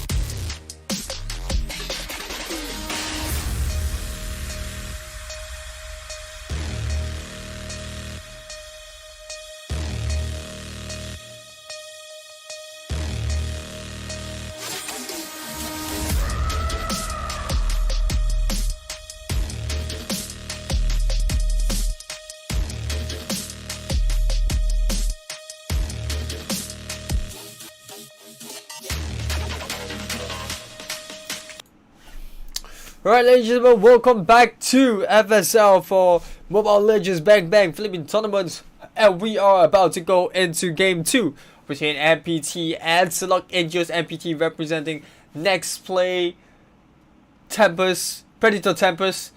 Once the name is really long, but you know, it's a really cool name, right? NEXPLAY, Predator Tempest, I kind of get it. But we are about to go into game 2 and the draft has already begun, so let's just catch up with them. And we're going to be seeing SILOG Angels ban out the Hylos as well as the Natalia. I'm not too fond of that Natalia ban. I can kind of understand why. Maybe, you know, they don't really want to play against Natalia. I guess this is why. They ban out the Popo loop. I kind of screwed that up there. They ban out the Popo and Koopa in the first game, and now they're picking up for themselves. So I guess it's something they have been preparing for. They kind of recognize the threat of the hero, and maybe they feel like it's too valuable to give it away, so let's just ban it out in the first game. And now that they're first pick, they can pick it up for themselves, so that's not too bad. And you know, MPT, they're gonna respond by picking up the Tammuz as well as the Uranus. I don't know, I feel like it's not too bad, but they could have definitely allowed the, they could have picked up the Valor for themselves. I'm not sure why they've actually banned on the Valor. I think it's not too bad, but you know, there's a lot of other heroes that you can kind of ban out. I think Valor is not a bad ban after all, but you do have to consider that pick up the Tammuz and Uranus first means you're overlooking a lot of the other heroes they could be picking. You're overlooking a Claude, you're overlooking heroes like a Carry, who does really well against the Kufra, and they could even pick up the Kufra for themselves. So I'm kind of surprised that they decided to pick the first two heroes that they did. But hey, it's preference, personal preference over there. SILOG Angels, they pick up the Kufra as well as the Bruno, which I think it's actually okay. It's a pretty okay draft, and I'm still waiting to see what kind of a threat. Sorry, I'm a little bit distracted here, but I'm waiting to see like what kind of threat SILOG Angels will bring in the second half, because they have pretty much kind of revealed the draft here, and the fighters that I think they're going to go for is Xbox, and I think MPT should ban it out. Ban out the Xbox. Either that or you ban out the Cho. And like, you need to ban out either one. Either one is really important for you to ban out, because SILOG Angels are definitely gunning for those two. They ban out Xbox, which is good, and SILOG Angels will look to ban out the MM. I think either Claude or Carry. In this case, I think Claude's going to be a bigger detriment to the lineup because of how he can kind of just jump onto the backline with a better mirror image. Ooh, but they ban out the Carry. I think that is a little bit that's a kind of a bold move. I mean, we have seen that it's possible to counter against a Claw, but hey, I still think it's a big threat on SILOG Angels, but to lick the Claw through. I'm just gonna hold my reservations for now. I think it's still not too bad of a draft. They decided to go for the Sicilian first, but I don't think SILOG Angels were gonna go for that either ways. It looks like they can actually go for the Jawhead. It's still open. Jawhead would be pretty decent to isolate either members of MPT. I think the worst hero that Jawhead can run into is the Atlas, because you know, you can't really eject him out. But I still think it's a really good fighter to have, and Jawhead's gonna be able to isolate MPT's members as well, or rather NXP as their clan tag. So I think they prefer to be called NXP. But you know, I think NEXPLAY, they still have this threat around their draft where, you know, you got Tammuz and Uranus, two heroes that are really good. You got Alice, not the easiest to stop without a Valor available to SILOG Angels. They built into this hyper carry Claude that they are looking and hoping that he can carry them to the late game. So I guess in some sense, like, NEXPLAY do have quite a bit of still have quite a bit of a threat in their lineup, but I'm still gonna go for SILOG Angels because of that double MN, and I think double MN is just such a strong meta. If you can play it out, it's super risky, I've kind of voiced out why I think it's a kind of a mini gamble if you don't run the draft well. And for the most part, you know, high tier teams will be able to run a double ammo. I don't think that's an issue for them. The issue is when your opponents are that good at the same level and they are able to hold you back, and then that comes to be a bit of an issue. Not hold you back, but are able to run you over because of the first half of the game. So we'll see how that prediction plays out. I still think SILOG Angels have a little bit of an advantage because of how well they know their timings of the heroes are at their peak. Welcome to Mobile Legends.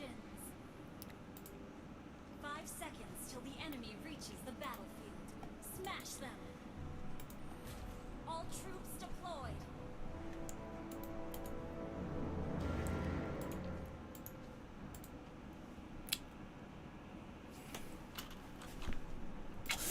And we're gonna see SILOG Angels play the Popo and Koopa on the top side. Not too bad of a choice, you know. You have the Popo Surprise. You can kinda, you know, she's just good because of Popo Surprise, right? If not, she would not be viable in like playing in the off and soul lane, because she's a really squishy hero. There are a lot of heroes that can kinda go against her, and for the most part she's pretty easy to walk up to and gank. And the only reason why Popo Surprise is really good for Popo and Koopa is because Popo is actually able to just, you know, spot players that are walking into the lane to set up who are trying to set up ganks, so she can kind of just back off when she realizes that she's in trouble. But I think for the most part, you know, Popo and Koopa just has a lot of burst, and this is what makes her viable in lane. Is that in a 1v1, if you're not too careful, when you're playing Popo and Koopa, and you might get caught in a bad position, and especially against, you know, heroes like Uranus, where they excel pretty well if they can kind of stick onto the MMs because of the regen that they have, you know, the ability to just soak up all this damage. And you can see that Vayne is already gonna have to back off. I think trading the lanes would be better. I think Jawhead going to the top should be able to deal with Uranus a lot better as compared to, you know, Popo in the top side, where she's gonna constantly get jumped by the Uranus, and that's gonna be quite a bit of an issue for her. Sanguine Claws not be able to land their Bats Feast. I don't think they can get the Bats Impact. It's gonna be enough damage. Rocher definitely doing a good job at pulling away at Keen's health, and Keen's gonna go down. It's gonna be the first blood going in the way of NEXPLAY. And yeah, they're just making use of this Sicilian, who has like a lot of threat from afar, and trying to abuse the range that they have. And that's really good. You know, it's good to see that NEXPLAY know what their strengths are, because in game 1 I felt like the draft was very iffy, but I think game 2 it's a lot better. I know I did say the SILOG Angels have the better draft because of that double MM build, and that's only if they can go for it. But you know, NEXPLAY, they have this Claude, and if they can build this Claude fast enough to build those core items up, I think they can get game 2. We have seen, you know, instances where their combos land and they look to try to win a fight, especially in the lot when Lot is pushing in. They can capitalize by sucking SILOG Angels into a bad team fight. But yeah, they have to be very careful with this game too. Remember, it's a best of 3, so if they lose this one, they're out. So they have to be very careful about the fights that they can take, especially fights that, you know, if it's a blatant trap setup, and you know, you see a lot of ganking capabilities coming up from the side of NEXPLAY, especially with the Atlas, and they once again get another kill on this Jawhead, who's just constantly overstepping despite the tier 1 turret already not being there. And you know, if they give away too many kills, NEXPLAY is definitely gonna be up ahead. And the Claude's already completed jungle item. He's got the cooldown boots, and I don't know, like those 2 kills definitely are gonna help.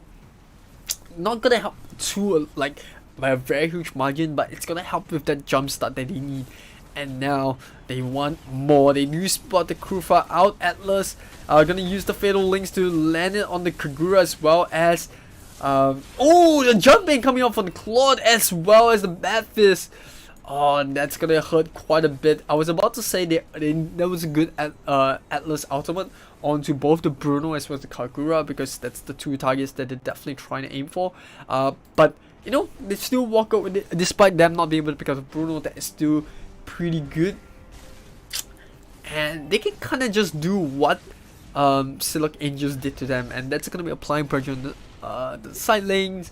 You know, try to isolate members away from the turrets and then get objectives, and that's pretty much the meta now, which is trying to be as efficient in your rotation as possible, and whoever kind of gets that first tier tower and, you know, try to get that first blood will be able to snowball. That's really very little anti-snowball mechanics. Not sure if it's them, but I know there's very little anti-snowball play that's available in Mobile Legends Bang now, because of how fast paced the game is. So NEXPLAY definitely looking to be the favorites to close game 2 out if they can do it. If they don't play greedily and play at their pace. Tyrant's Reach at the bottom. Not sure if they're gonna be able to get the kill. Yes, they can with the Tyrant's Revenge. And SILOG Angels will look to bite back right now. They can actually push for tier 2 if they want to. I don't think they will face too much of an issue, but they haven't really spotted Atlas. They don't know where the Claude is, but Claude just showed us. I don't really know where Claude was at that point in time, so I think they were playing a little bit safe. But now, Point Koopa just gonna rotate to the mid. I would have loved to see them push bot a little bit more, try to play a little bit aggressive, to cost them the losing side for a bit. But they want to defend this blue buff, and I think they did manage to secure it. And it was actually the Bruno. No, they didn't. Claude coming in with the Blazing Dew and not really landing on anyone. And the blue buff's gonna they didn't really lose much there. Eddie trying to harass this Kagura, but I think that's pretty much gonna be a stalemate. Neither side enough damage, and I think that if SILOG Angels can pull to the late game, they definitely have an advantage here. If you look over to the side NEXPLAY, they have this early game comp because of playing 1mm, and you know, SILOG obviously it's a late game hero as well. That's why I said, you know, it's quite balanced, but at the same time I'm kind of rooting for NEXPLAY because I want to see 3. But we know the devastating results when this game goes late, and you know, if NEXPLAY are not able to snowball fast enough, I think they're gonna be having quite a bit of issue with team fights, especially when you see Popo and Koopa kind of build up into the late game.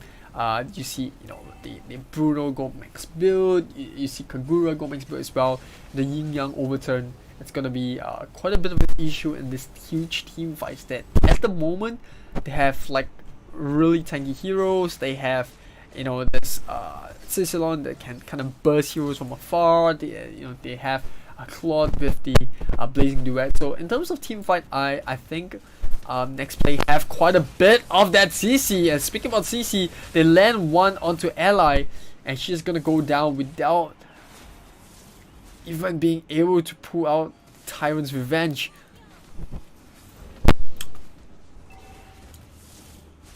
And we got SILOG Angels that desperately trying to keep this tier 2 in the middle alive. Jawhead getting a solo kill onto Sizzler. Not sure why he was kind of separated from the group, but that is a mini win in SILOG Angels book. And officially this Jawhead's gonna be trying to split push a bit.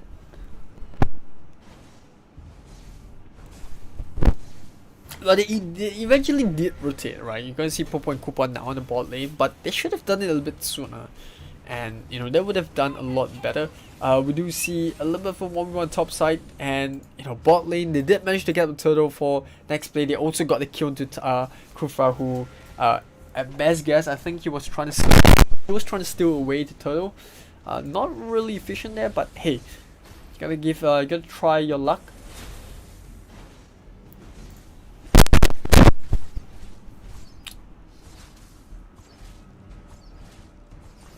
Like Vayne's gonna build into a Tina shield just to help with the assault coming off from the Uranus. A flicker bird there, but that's gonna allow Kins to secure the kill onto the Uranus. you gotta respect the damage coming from Jawhead. You know, he's gonna be into Blade of Despair pretty soon as well, and you know, that's when the damage for Jawhead kind of ramps up. Jawhead's one of those heroes where you don't really notice early game, but middle late, once they jump onto like a squishy target and even like a tanky target on Uranus, you just saw it happen. They can put, you know, it's a hero that can put out quite a bit of damage because of the smart missiles, and you know, it kind of excels in the 1v1. So yeah, I think NEXPLAY have to be very careful when approaching towards this Jawhead.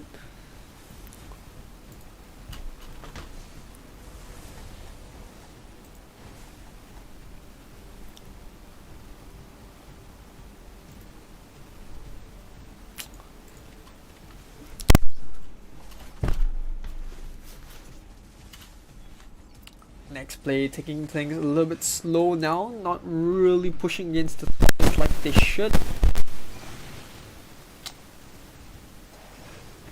That's gonna be quite a bit of a concern on my part, because I feel like the longer they take to push against the towers, the better it is for SILOG.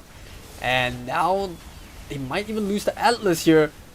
SILOG trying to keep the tank alive, but Bruno with one more hit with the volley shot as well, gonna be able to get the kill onto the Atlas. And now they want more. Claude being forced to use Blazing Duet, but he's alone, and they still get the kill on the Jawhead. They get a double kill as well onto the Kagura, kinda just separating quite a bit. And you know, NEXPLAY, they did manage to turn a fight right there. A little bit of extension coming from SILOG Angels. I thought by taking out the Atlas they could just go for more, but that greedy play cost them. Not only did they lose both heroes in the Kagura and Jawhead, they also lost a lot. And that is just really good exploitation coming on NEXPLAY. You know, seeing that both the Kagura and the Bruno's out of position, you know, you see this Jawhead trying to desperately close the distance between them. And it's kind of similar to game 1, where you see the Jawhead, who was playing for NEXPLAY previously, try to close the distance between him and her together. And it's kind of funny to see it's happening now again. The only difference is in the two different teams.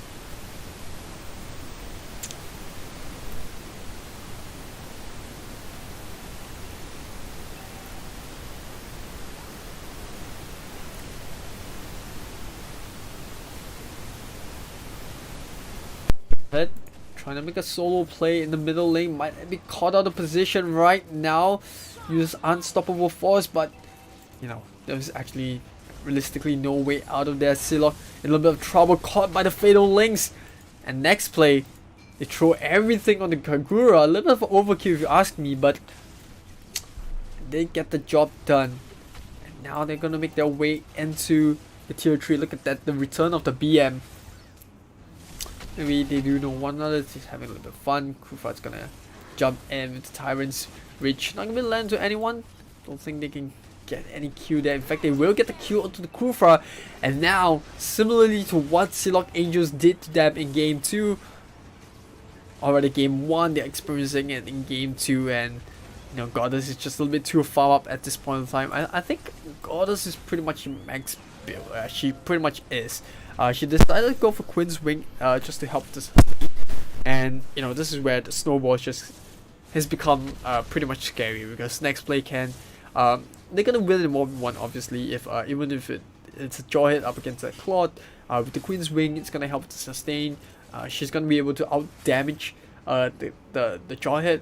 And I think for the most part, against any of the heroes in the line of SILOG Angels, the Claude will be able to win a 1v1. And the only way that NEXPLAY kind of loses now is that if they make a misplay. And I don't think they want to make a misplay. They're looking really comfortable, similar to what SILOG Angels did, like I said, game 1. And they just get endgame items now. Look at that, just bursting in. And a little bit of a bad position from Claude, but you know, still alive, so that's fine. So, good fatal links as well to cook all of the members, enveloped by the bad fist coming up from the Sicilon. They get 2 kills now, and I think this is where the GG should be pretty much done. I mean, Shanks just playing a lot aggressively just to allow the creeps to come in. It's gonna be super minion waves, and yeah, I don't think that they can defend against, it's a 4v3. And they're gonna get the kill onto the Claude. That might be a bit of a saving grace. They get the kill onto the Atlas as well. One more hit should do the trick. No, they haven't. Oh, NEXPLAY. They're teasing with their food. And yeah, I think SILOG Angels should be over. And the creep's gonna come in. And it's gonna be 1-1. Finally, we see a 1-1. It's gonna be the first game 3 of this tournament. And well, you could say that SILOG Angels were experimenting with the draft, trying to pull the double MM. And I did go with the call to say that SILOG Angels had the better draft, but I said they had a better draft, but I think it would have worked if we went to late game. But NEXPLAY, they knew what was needed to win the game, and that was not to allow that to happen. And they did an absolute fantastic job with the Claude. A little bit risky draft from SILOG Angels, but it was game 2, so I think on their part they were trying to experiment a little bit. It didn't really work out, but it was kind of worth a shot, because you go to finals, you don't really want to test it out, although it's a BO5, but finals are just not the place to experiment and try things out. So SILOG Angels, they lose game 2. Well played on MPT's part. They will walk away with another chance to try to close things out in game 3. In fact, both teams will be able to look to try to do that. So yeah, that is a pretty straightforward game for both game 1 and game 2. I think both teams pretty much knew that early game was better for them, and they were able to close game out. So we're going for a short break, but when we are back, we'll bring you game 3 between SILOG Angels and NPT.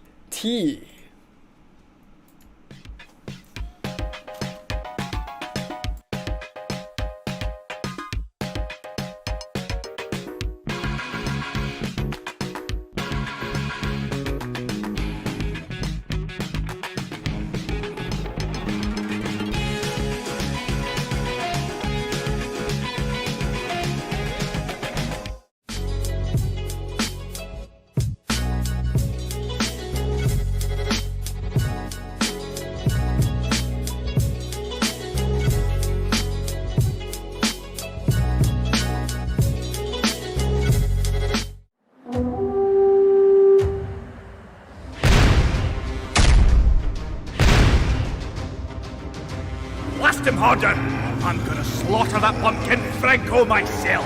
Time to look alive, lads! Let's send Bane and his freaks back to the bottom of the sea!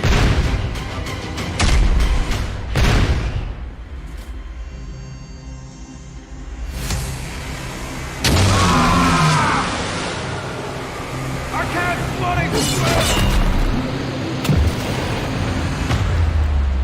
My suffering brothers and sisters, you will be free. Blimey, that's our own heart! Boys, we've got a big booty to take!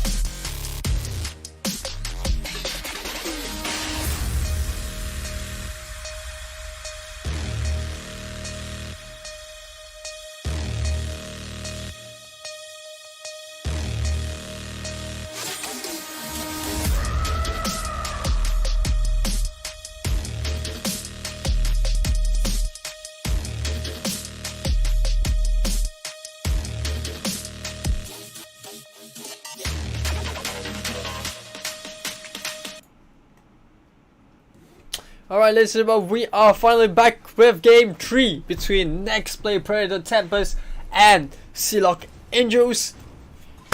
And NEXPLAY gotta be straight away taking out the Valor. I think that's a really smart call. If you're not comfortable with using the Valor, it's best to take it out because it's really too... It's not only meta, it's, in my opinion, one of the best heroes to have as a support right now. You have slow, you have stuns when you get your max stacks, you have, you know, high amount of burst damage, you have decent CC with Searing Torrents, and then also you have a really low cooldown on most of the skills when you have Ultimate on. So just too much in a hero to kind of let go or give over to your opponents if you don't not picking it for yourself. SILOG Angels, they wanna ban out the Claude as well as the Popo and Koopa, which I was kind of confused because they gave the Claude away. I felt like, you know, banning away the Claude would have been better than the carry. I think giving away the carry would have been too big of an issue because, you know, if you pick a Claude and a Popo and Koopa, it would have been still pretty viable because if the Claude jumps to the back line and catches a carry out, you could instantly burst her down. And in fact, if you think about it, you know, Claude is gonna scale better than carry anyways. She's gonna be able to farm way faster. Claude is also able to like kind of just use the ultimate on creeps and, you know, just blazing do it as and when he likes. So with a really low cooldown, I was kind of surprised to see that they gave the blazing do, or rather the Claude over as compared to giving the carry over. That's kind of just a very strange moment for me. But NEXPLAY, they take the Tamus for themselves. SILOG Angels is gonna go with something similar to game 1. They pick up the carry as well as the Hylos. Selena would definitely be a good hero for SILOG Angels to pick with. Like, looking at how they played game 1, if it's kind of a indication of how they like to draft, I think Selena is something they want to play because they like to play with like magical heroes like magical damage. They like to play with like very early game comp. And you know, Selena's just a really good draft for them. NPT, they NEXPLAY, they decide to go with the Granger. I think it's not too bad. I'm trying to think of what works with them. I mean, the biggest threat right now would definitely be a Cho. If SILOG Angels know how to use a Cho would be a very big threat to NPT's draft. I mean, there's other heroes as well. Like, I feel like banning out a fighter would be still pretty decent. Like, Jawhead would be a good hero to ban out, right? Heroes that can kind of isolate NEXPLAY would be really good heroes to ban out. And for SILOG Angels portion, they can also pick up a fighter if they want to. I guess like Terizla's really good here. If you look at the heroes at MPT, they are looking to play like aggressively with the Uranus and the Tamus, and you know you're gonna be able to shut that down with Terizla. Cho's good as well, but I think Terizla is the next good thing to have. They already picked up an Xbox, so I think Selena is the last hero that will fit into SILOG Angels draft. MPT looking for that mage that they want. They go for the Lilia. Early game comp coming up. MPT not looking to go into the late game. And they also looking to pick up the Atlas. With the Valor ban out, I think Atlas will fit into the draft. And if they wanted to, Kufra was also open. So I'm surprised to see that Kufra has been left all the way to late. But, you know, SILOG Angels, they're definitely going to pick up Kufra, and Selena's the... Oh, okay. I mean, I kind of expected of Selena because it does allow them to gank. But I guess a Fasa is fine. You know, it does a lot more in team fights. You're doing a Feather Airstrike, and you know, it's just one of the heroes where you don't really expect her to come from anywhere because she has the wings by wings, and then you also have, you know, energy impact. If you land like 2 skills, you can get the stun off. So I guess it's pretty good. If you can land your Curse of Crow, that's good. That being said, I was really expecting like a Selena to pop up, but hey, it is what it is.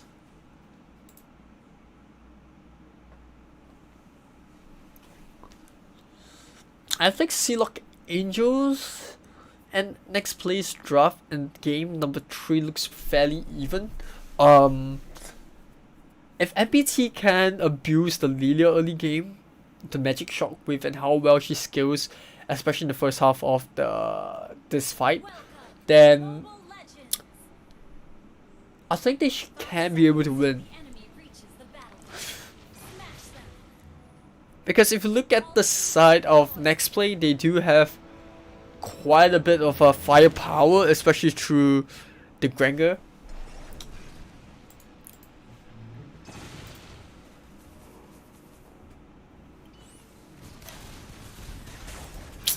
And obviously for SILOG Angels part, they will be counting a lot on this Kimi to try to put the damage down.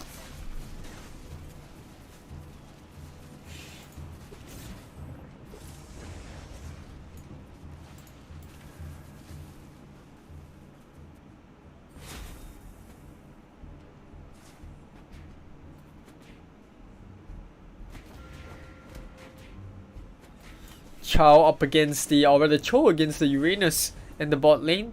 Gonna be pretty even for the most part, but I think Cho definitely gonna have to be careful about the distance between, or rather Kids has to be careful about the distance between her as well as the Uranus, because if she's not too careful, Uranus gonna be definitely pressuring in. Gonna see another pause once again coming out, and yeah, I think both drafts are pretty even. I'm gonna give my predictions to I don't know, it's such a tough choice. And you know, SILOG Angels, they do have that a bit of a I mean they played the risky card in game 2 to pull the double MM out, and you know, I felt like if they just went for like a traditional draft, they would have closed game 2 out and we wouldn't be in a game 3. But you gotta give credit to NEXTPLAY as well. They know how to turn things around when they're on the downside. We saw that in game 1, we saw a little bit of that game 1, definitely saw that in game 2. And now coming to game 3, I feel like the draft just has a little bit of that edge, you know, the Lilia with the burst, and you know, if they abuse this early game lead that they have, that's, you know, early game team fight capability that they have, I think NEXTPLAY should be able to get it, but they're not playing aggressively. They're just, in fact, they're just farming, and I would love to see a jungle invade there. I think that would have been like quite effective, but it really comes down to gameplay. If NEXTPLAY don't own the early game, then you know, SILOG Angels can definitely win this game.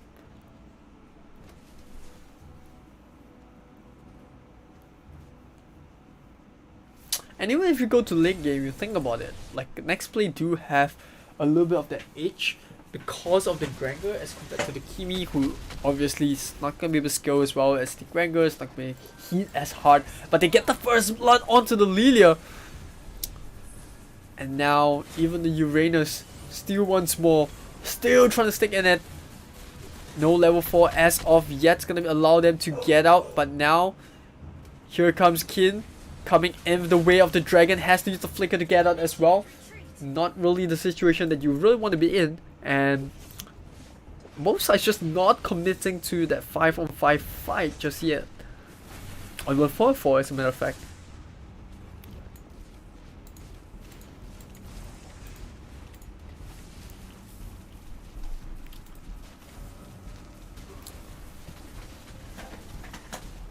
SILOG Angels looking to build into that magical build of Kimi. And I mean, worst come to worst, they can always just build the BOD on the Kimi to add on the physical damage that they need. But at this point, you know, I don't think they're too concerned about that. You know, Kimi early game definitely will be able, you know, you can just exploit that portion of her and, you know, go up against the Lilia. A little bit of invade coming up for NEXTPLAY. I like this. I spoke about the aggressiveness that they should be having, but they did take the blue buff, but that's on the Atlas, so not exactly a target that they want, but they did steal that away from SILOG Angel, so it's not a bad skirmish after all.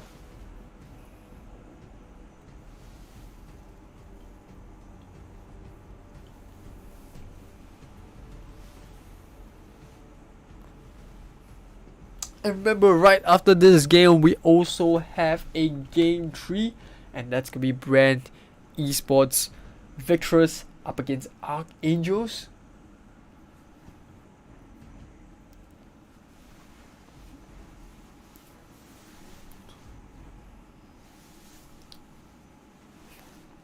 And like I said, I think that's gonna be quite a close matchup between those two teams as well, because they obviously have a lot of experience, or the group has a lot of, or the clan has a lot of group experience. So they definitely will be looking to pick up like really accomplished players in their own right, and I think it's gonna be quite a good game for both teams and for the viewers at home to watch.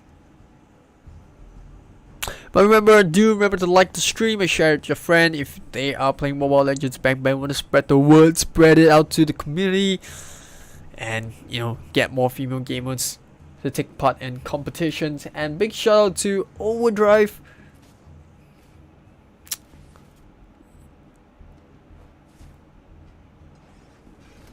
Or rather Dreamcore, sorry about that, Dreamcore, Super Solid and Yahoo TV for helping out as our official partners of this competition.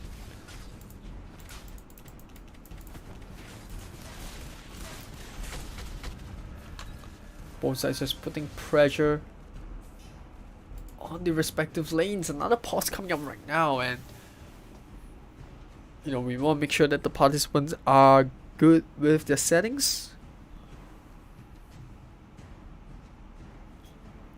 And obviously, with the competition being played online, given the COVID-19 situation, we also have the player camps to make sure that everything is going good. Make sure that there's no foul play involved. So admins just working really hard. So shout out to all the admins in the Philippines competition. I'm in a couple of the group chats, and they're really on about this. They're really gung-ho and making sure that everything is going well. So shout out to the admins, and obviously shout out to the viewers. And remember to mention in the comment section who you think is going to win the tournament and who you guys are rooting for.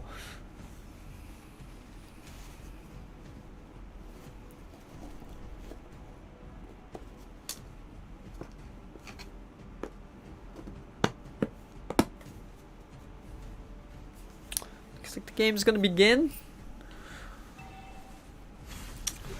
Just going to see SILOG Angels put a bit of pressure down at the bottom end. They will trade turrets.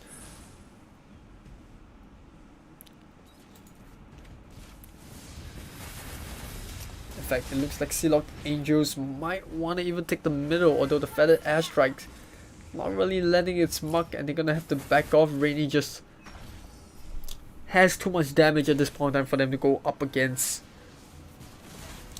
and it will work. Even managed to still with the red buff. They managed to get it onto the Hylos. Oh no, they didn't manage to get onto the Farsa.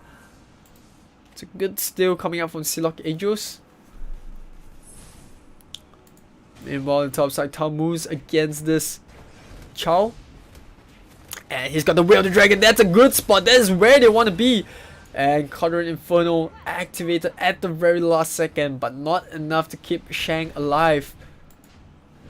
And good play coming up from the side of SILOG Angels. It looks like another trade will be coming up pretty soon.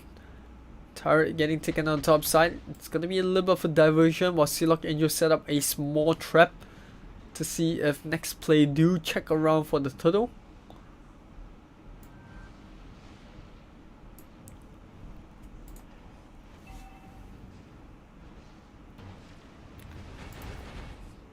Granger getting a kill onto top, onto the Cho.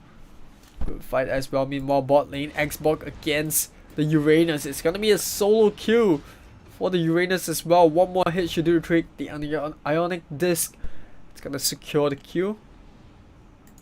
And they also have the tier, about to knock down tier 2 if they don't wrap this fight up quick enough. Turtle getting secured by the Lilia. Good fatal links. They get the kill onto the Tamus, and that is going to be a Death Sonata as well to help the Lilia pick up the kill onto the Hylos. So they trade kills, but I don't think it's a I mean, that's still a pretty decent trade on NEXPLAY if you think about it. They did manage to secure the turtle.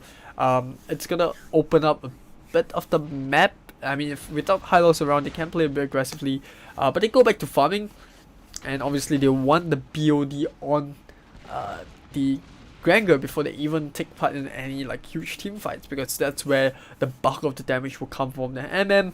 And you know, like I said, the later the game goes, the more effective Granger is compared to like a Kimi. But at the same time, they have to respect the damage output coming up from SILOG Angels at this point because of the Farsa, and because you know Kimi's just got more damage when she gets that glowing wand. So prior to the glowing wand, you see, you know, NEXPLAY just winning a lot of these huge team fights. And I think, I wouldn't say huge team fights, but a lot of these pickoffs.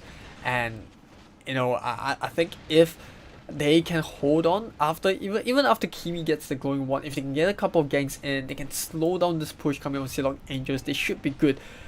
But whether they can do that, it's going to be another matter of fact. Last Insanity being used, they're trying to break this Uranus down, definitely having a bit of a difficulty doing so. Meanwhile, on the opposite side, Cho is just not as tanky. And whoa, okay, a little bit of overstepping for Uranus. I was pretty surprised to find him over there, but you know, he's desperately trying to save this tier 2. They still walk away with it, and I think the best case scenario would be for them to actually try to get the kill onto the Kimi. They will be able to get it. 1.5k crit just to burst that squishy MM down. And not only that, they also walk away to tier 1 in the mid lane.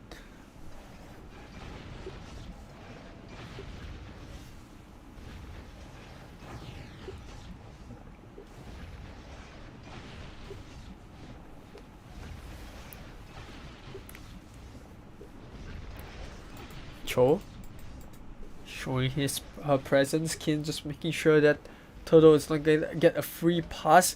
And obviously she's going to be able to use the Way of the Dragon at the very last second. They secure the Turtle, they steal it away. They also will walk away with a kill onto the Tamus. And that is a good engagement coming up from SILOG. The SILOG Angels come in, you know, good. And that's the thing about fighting against Cho. I hate that. I hate the fact that there's always Will of the Dragon to kick you away from objectives, but top side, Uranus gonna get another solo kill onto the Xbox. And at this point, if you're Vance, you know, you gotta know it's very risky to go up against. Like, Rain has to be a bit more careful about positioning. Meanwhile, bot lane, Chow pushing in with 3 siege minions. And she will get the tier 2 down on the bottom side. Both teams walking away with 4 turrets, and it's really vital now for SILOG Angels to be able to knock that tier 1 in the middle lane, because it does give the side of NEXPLAY a bit of a rotation freedom through the middle. They don't really have to worry about getting dived in the middle of the map, and that does help with the rotation. So they're gonna have to try to take it down. They still Fatal Links as well, but immediately Last Insanity as a reply feather airstrike in a good position. They get the hit onto the Lilia, but not enough burst damage, and Goddess was able to free himself, or rather free herself, out of that tight spot. They will walk away healthy. Meanwhile, Uranus still having a bit of an issue breaking this tier 2. Well, the moment that NEXPLAY forces SILOG, oh, look at the crit, 1.3k damage, and that's gonna be Farsa out for the next 30 seconds. And I was just about to say, before that ridiculous amount of damage occurred, was that oh, I can see a little bit of a Goddess trying to make a little bit of a slow play here, not gonna be able to take the tier 2.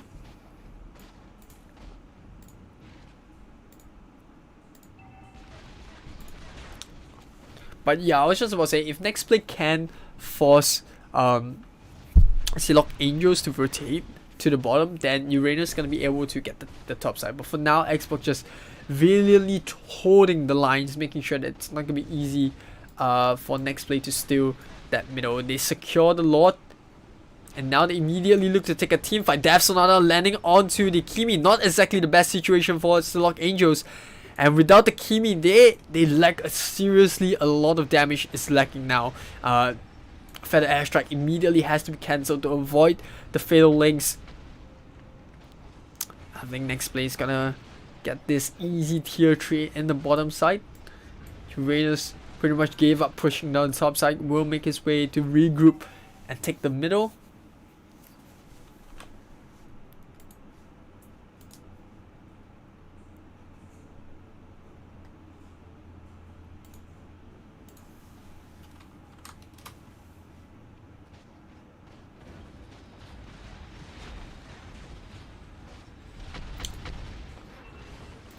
Game has begun. They immediately take away the Lilia, but you know that doesn't really change the fact that NEXTPLAY are in the lead and the Lord's gonna be pushing down the bottom lane. And not only that, without the Lilia, they still push into the jungle. They do manage to take away that blue buff, but Ken trying to do that as well. Oh, the creep gonna give away his position, and now she's gonna have to try to make this great escape. Rasputin not really landing. The flicker coming up from Roche as well, but not catching up to these to the Cho, and that was actually a good play from Cho, because not only did she although she didn't really steal the red buff, she did manage to make a bit of space. They managed to take down the Lord from SILOG Angel's point of view, and not only that, they also preserve the tier 3s at the top and middle. Now the question is, can they defend against this lineup against NEXTPLAY? Can they defend long enough to prevent their base from being cracked wide open?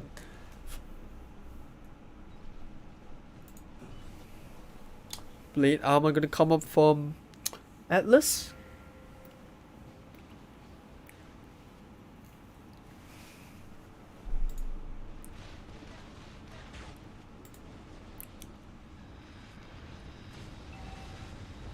Meanwhile, Feathered Airstrike to clear out the wave as NEXTPLAY look to try to push into the base, but they're slowly pushing those creeps in, and they're definitely trying to crack this base open little by little.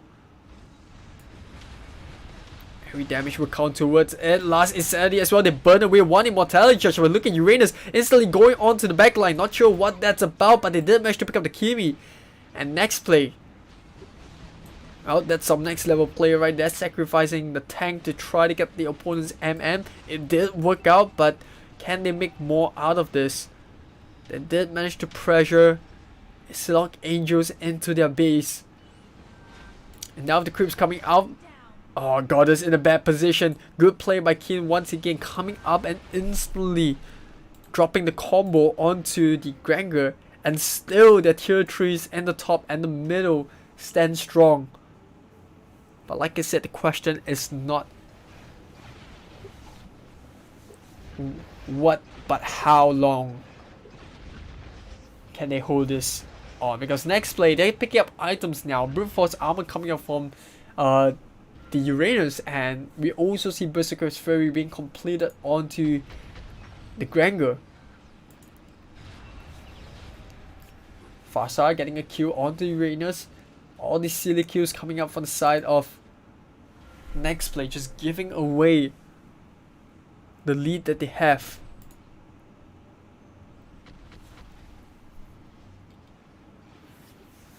Not a wise choice considering the fact that, you know, SILOG Angels have a little bit more room to grow. I think Kimi should build into a little bit of defense because she's just seeking so much damage. I think Wind of Nature is a pretty good item for her, but she still has to be a bit careful because she has to dodge the Atlas Fatal Link. She has to dodge that magic shockwave from Lilia. She still have to make sure that she doesn't stay in range of the Uranus. So there's a lot of work to be done on SILOG Angel's part, but it does help with dodging most of the damage coming from Granger, and Death Sonata and all that. It does take away a little bit of that problem that the Kimi have, and that is the burst damage coming from the lineup on the side of NEXTPLAY. So I think the Wind of Nature should be a pretty good item.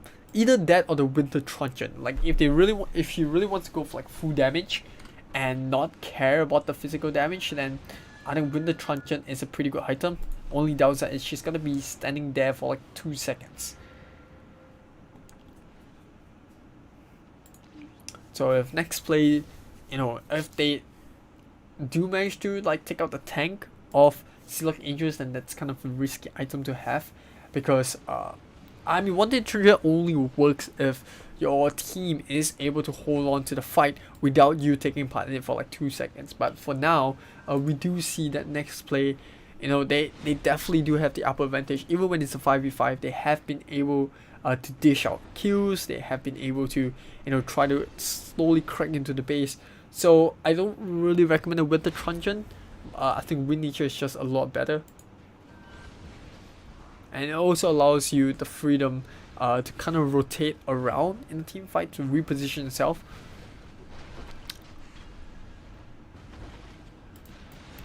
Kian looking for the right target to go to. He jumps onto the Granger, but not enough damage. Last Insanity, but still the Granger standing up strong. Tamus now jumps in, and it looks like SILOG Angels are just contented with the backline. Oh, look at that! There's a 3-man catch out.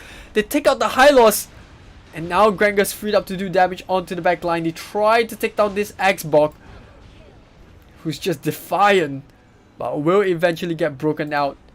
And I think NEXPLAY, they might just have this in the back. They take out the X-Bog, they take out the Hylos.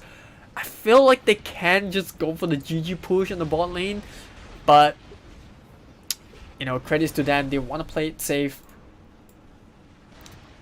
And they do not manage to steal the Lord. NEXPLAY, not only do they secure it, now they are on the chase. I think Ellie might just go down here. Kin has Way of the Dragon, can push someone away. And it looks like Des might go down with the Truncheon as well. But the Fatal Links pulls the Kimi back into a bad spot. And that is 45 seconds without both the cores on the side of SILOG Angels. That just might be it.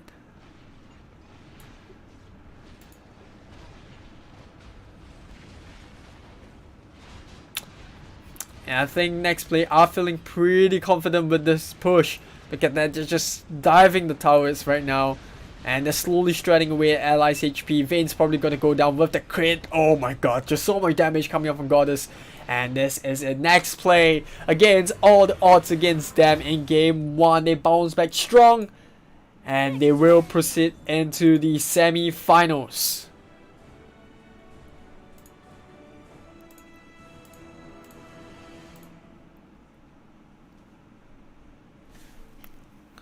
I gotta say, well played to NEXPLAY though. I was a little bit hesitant about the draft. I felt like they played a little bit risky by picking the Granger a little bit too early, but they definitely knew what they were doing, and like I said, fair play to them. They did absolute fantastic job at using the Lydia. They could have played a lot more aggressively, but they, true to their playstyle, they were just trying to gain all these like mini victories by ganking onto the X-Bog. And obviously I did speak a bit about how I felt like Vayne should not be giving away too many kills to Uranus. And true enough, NEXPLAY were eventually able to crack not only the bot lane but the top as well, and they managed to draw the X-Bog away. And despite SILOG Angels winning like a couple of team fights, NEXPLAY were just slowly getting those turrets in, similar to what SILOG Angels had in game 1. And that was just a really, I wouldn't say the easiest of fights, but NEXPLAY was just dragging the game into their favor and did manage to get game 3 in back. And with that being said, congratulations to NEXPLAY. They go into the next half of the bracket, not next half, but go into the next stage of the bracket, and that is semi-finals for them.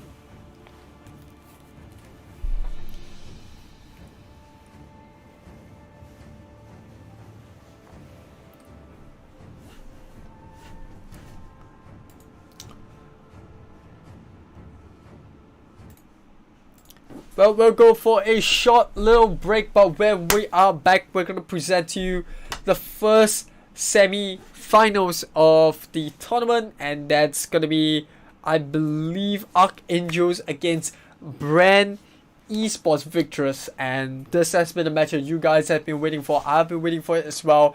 Two heavyweights going against one another, and we'll show that right after the break.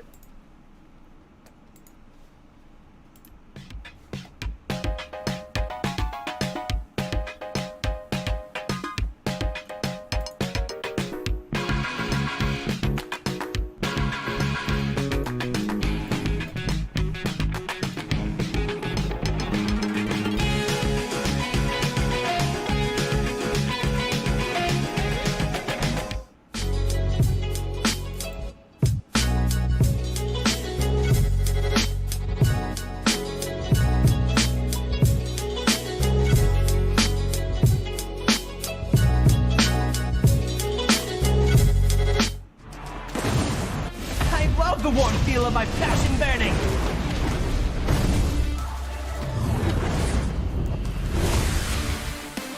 Woohoo! You feel that? Hey, very nice kick. I'm on top of the world.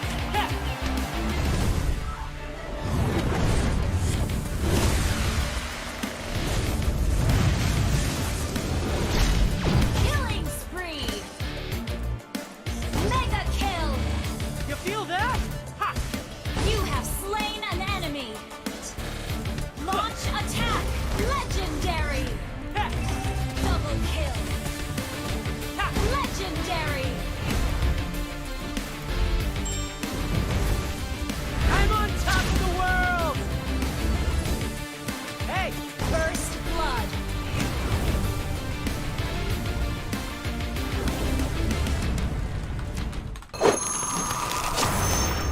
Download for free. Mobile Legends Bang Bang.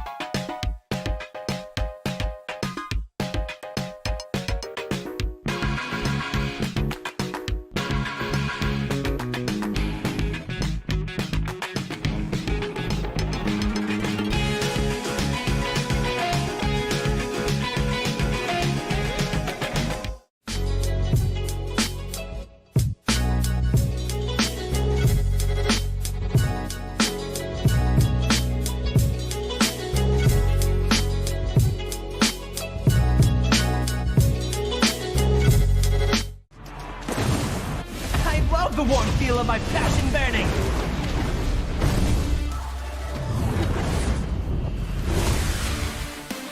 Woohoo! You feel that? Hey, very nice kick. I'm on top of the world.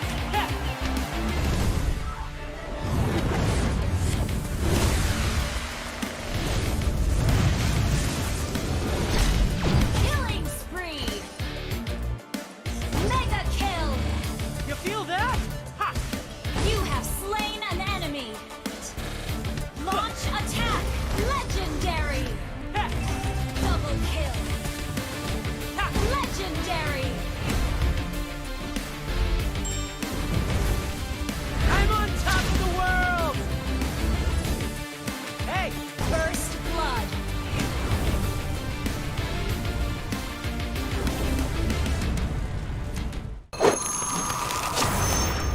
Download for free Mobile Legends Bang Bang.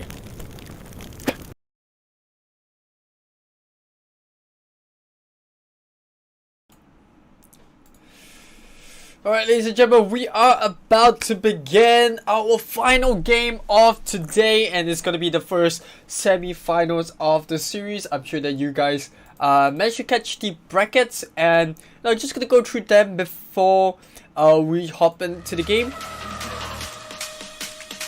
And there we have it, the brackets coming up on the screen right now. We had a long 2 days, but finally we are here at the first semi-finals, that is, and the game that's going to be streamed is ARKANGEL FE. I think that's maybe stands for females, I guess. Up against BREN ESPORTS VICTRESS, and you know, like I said, I'm really hyped up for this one. The players are already coming into the lobby, so we should be able to begin anytime soon. But look at the bracket so far. You know, we have seen really close scores, like Finesse Emperors against SGP Fam.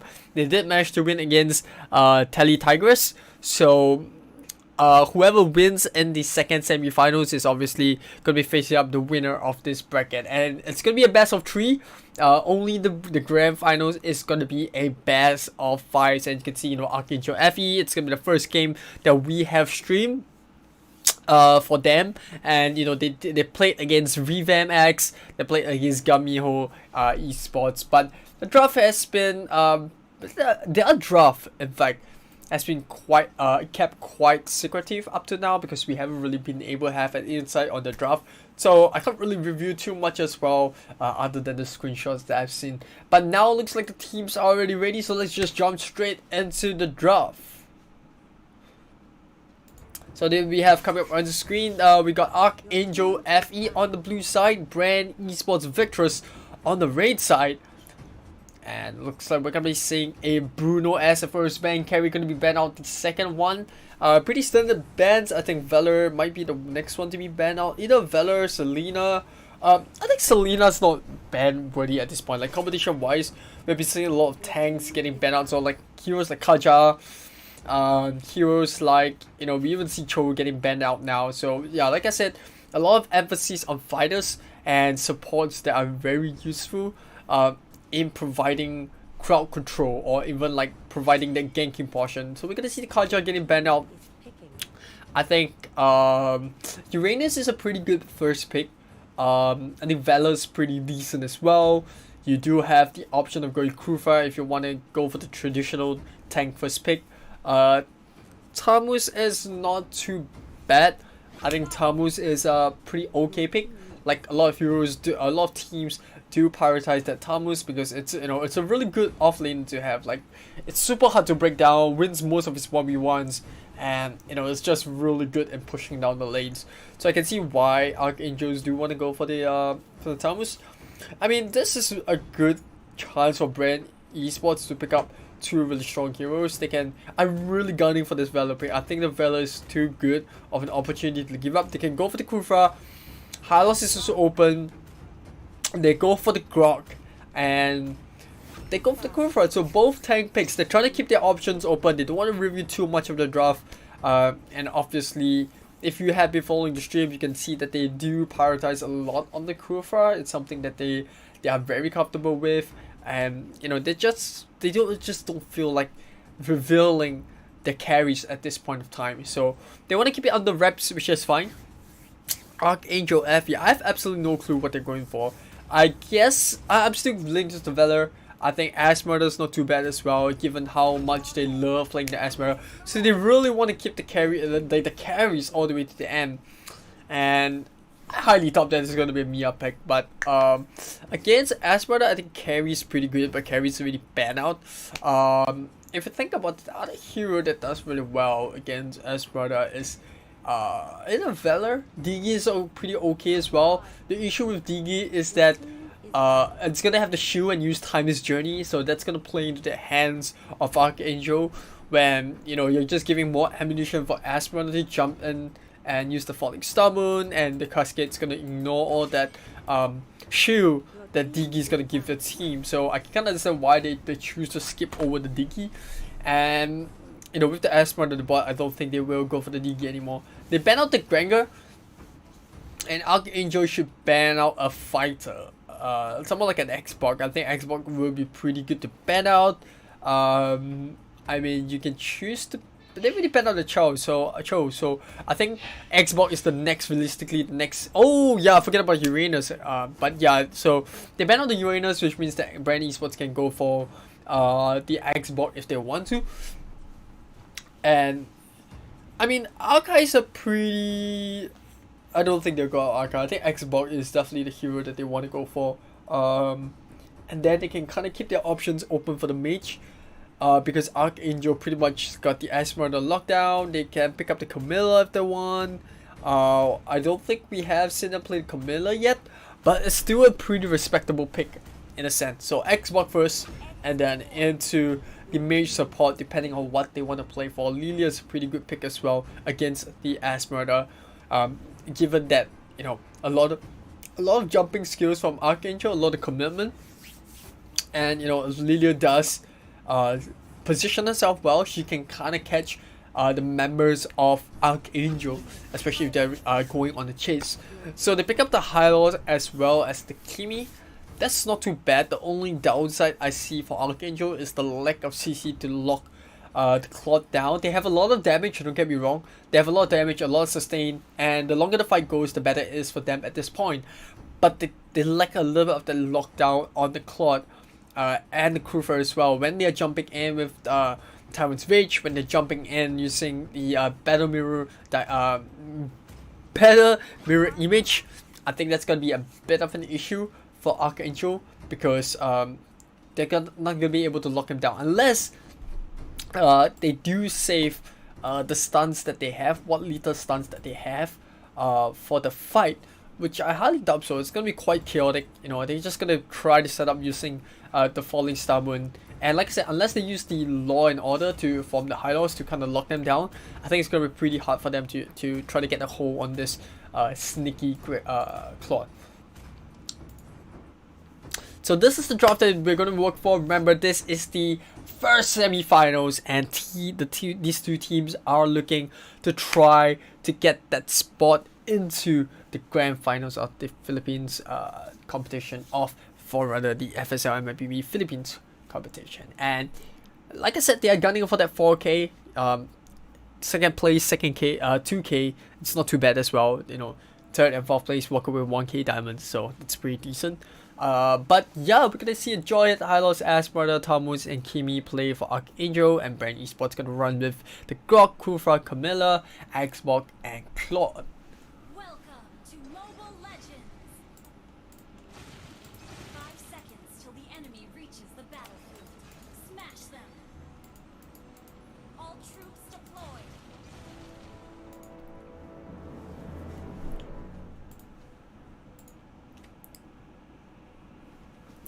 Gonna see the Xbox onto the top side, and pretty much gonna be going against the Asmurder, I believe, unless we do see a subtle change in how they want to change the lane composition.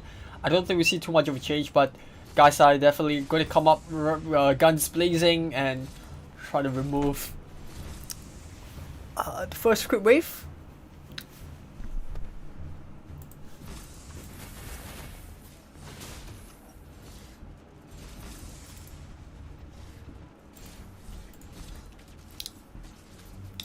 Meanwhile, on the opposite end, we do see the Tamus against the Camilla. And I kind of fancy the Thomas in this situation. I spoke about, you know, how Camilla's not exactly the strongest solo laner out there. Yes, she does have quite a bit of sustain, but that's only if you can land this your skills in, and you know, if you can really stay alive in this lane. And you're gonna see a lot of aggression from Archangels, especially on bottom side, because that's how they usually, or rather that's how like hyper carries play, and they're trying to get this Kimi up to speed. She's definitely going for the magical build, I believe. But we'll have to see. He hasn't really revealed much of the build. It's only a tier 1 jungle item. And they might even get a first blood here. They really want to die for this. Jawhead diving in a little bit deep, not being able to find the target. Creep going down, so they can't really dive the Johnson as well. But D-Frost now jumping onto the back line. Doesn't really hit the level 4 as of yet. Good positioning as well to make sure he doesn't get trapped. Meanwhile, BREN ESPORTS gonna apply a bit of pressure onto the top.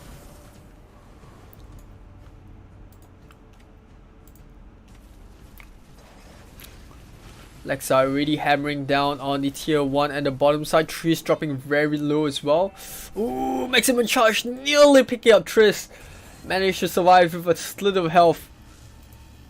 I can see the amount of respect that these two teams are giving to one another, and they're pretty much like really huge household names in terms of esports in the Philippines, like, you know, Archangels and BREN esports. So I can sense like a bit of that I wouldn't say bad blood, but that rivalry going on, and these two teams definitely looking to try to get a bit of that pride going as well.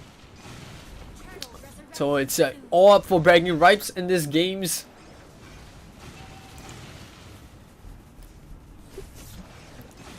And Archangel definitely doing a lot better in terms of pushing the tower because they have the Kimi.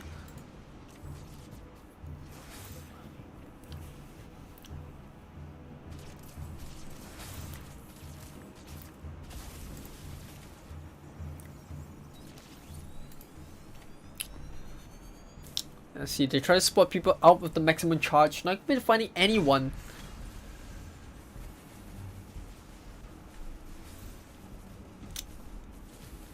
But Archangels more than happy to just play a little bit passive, trying to zone them out with the Ring of Punishment. Smart missiles coming from D-Frost as well to further isolate the whole of BREN esports. Coming in a little bit late. Glorious Pathway being late as well. Muta dropping to the half HP. They should be able to get the first blood, and that is Kufa going down. Last Insanity being popped, but the Revitalize there is over to keep the Hylos alive. And D-Frost even uses a smart missile as well as the flicker to get out of position, or to get out of the tower range. And they get 3 kills as well as the Turtle. Archangels showing up really strong. They even get the Camilla to rotate down the mid, so that's gonna allow Thomas to push the bottom as well.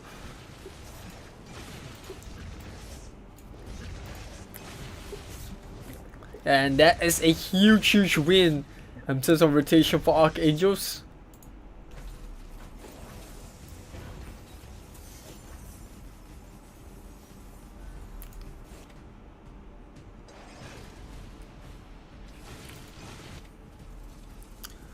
Not exactly the most surprised when, you know, they did manage to win team fight, you know, Revitalize just to negate all the damage output. And even with Last Insanity, they were not able to do they were not able to take anyone down. That's simply put.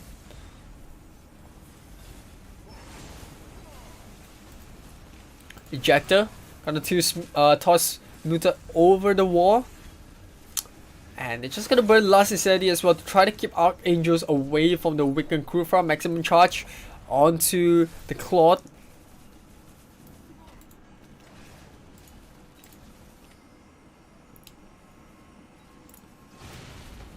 And they're gonna continue with the skirmish into the middle of the jungle. The Ejector to secure the queue, and they're already making their way, or rather starting work on the tier 2 in the middle of this lane. Guys, I'm gonna come up with the fire missiles, but at this point, you know, the Xbox just doesn't have enough damage. She needs the Bloodlust eggs to put out like any sort of substantial damage onto the members of Archangel. I can see the moment Camilla shows up in lane, they are just instantly just jumping up on her. They're forcing her to back off. They did manage to get the tier 1 on the top side.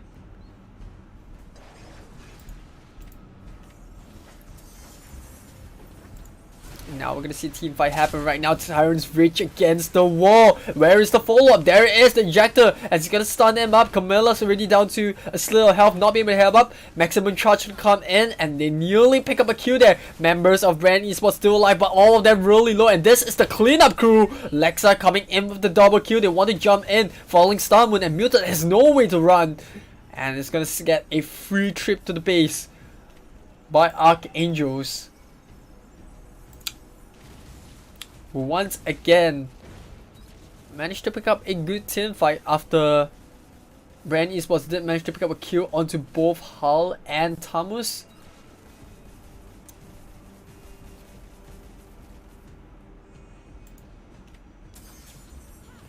And Archangels just making life a lot harder for BREN Esports as compared to the previous opponents that they face. You can see that, you know, they're just putting so much aggression, and once again, speaking of aggression, falling stun and getting halted on the spot by Tyrant's jump and not being able to do anything much there after the revenge, or Tyrant's revenge, stunned her up in mid-air. Archangels not going to be able to get a kill out of this, but they do manage to isolate BREN Esports away from the tier 2, and they should be able to get this pretty easily. No contest there, and in fact they can't really even get into range to defend this top turret.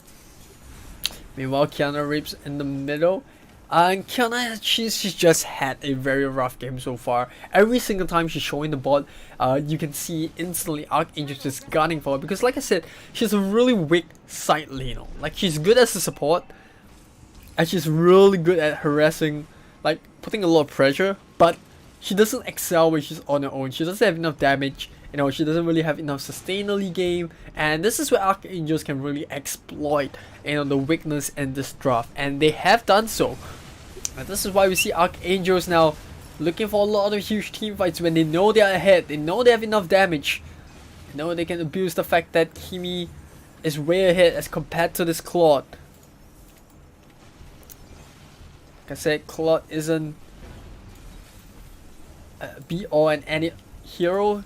It doesn't mean that if you get the Claude you definitely win. They have the glowing wand, they have the holy crystal as well on the Kimi, and she's definitely way more fun than this Claude, who just managed to complete the Demon Hunter Sword. They get the ejector out. Gasai saving the Purify, doesn't really want to use it.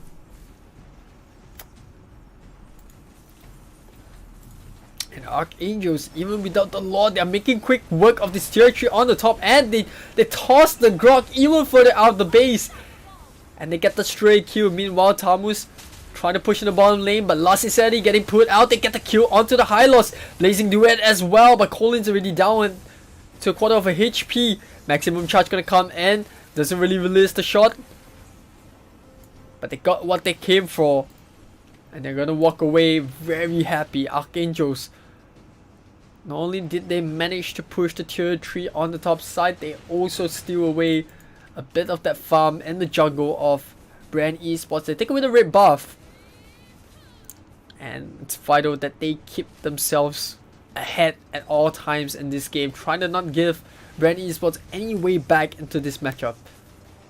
And for BREN Esports, I wouldn't say it's over, but the lead is just so astounding. Look at that, like,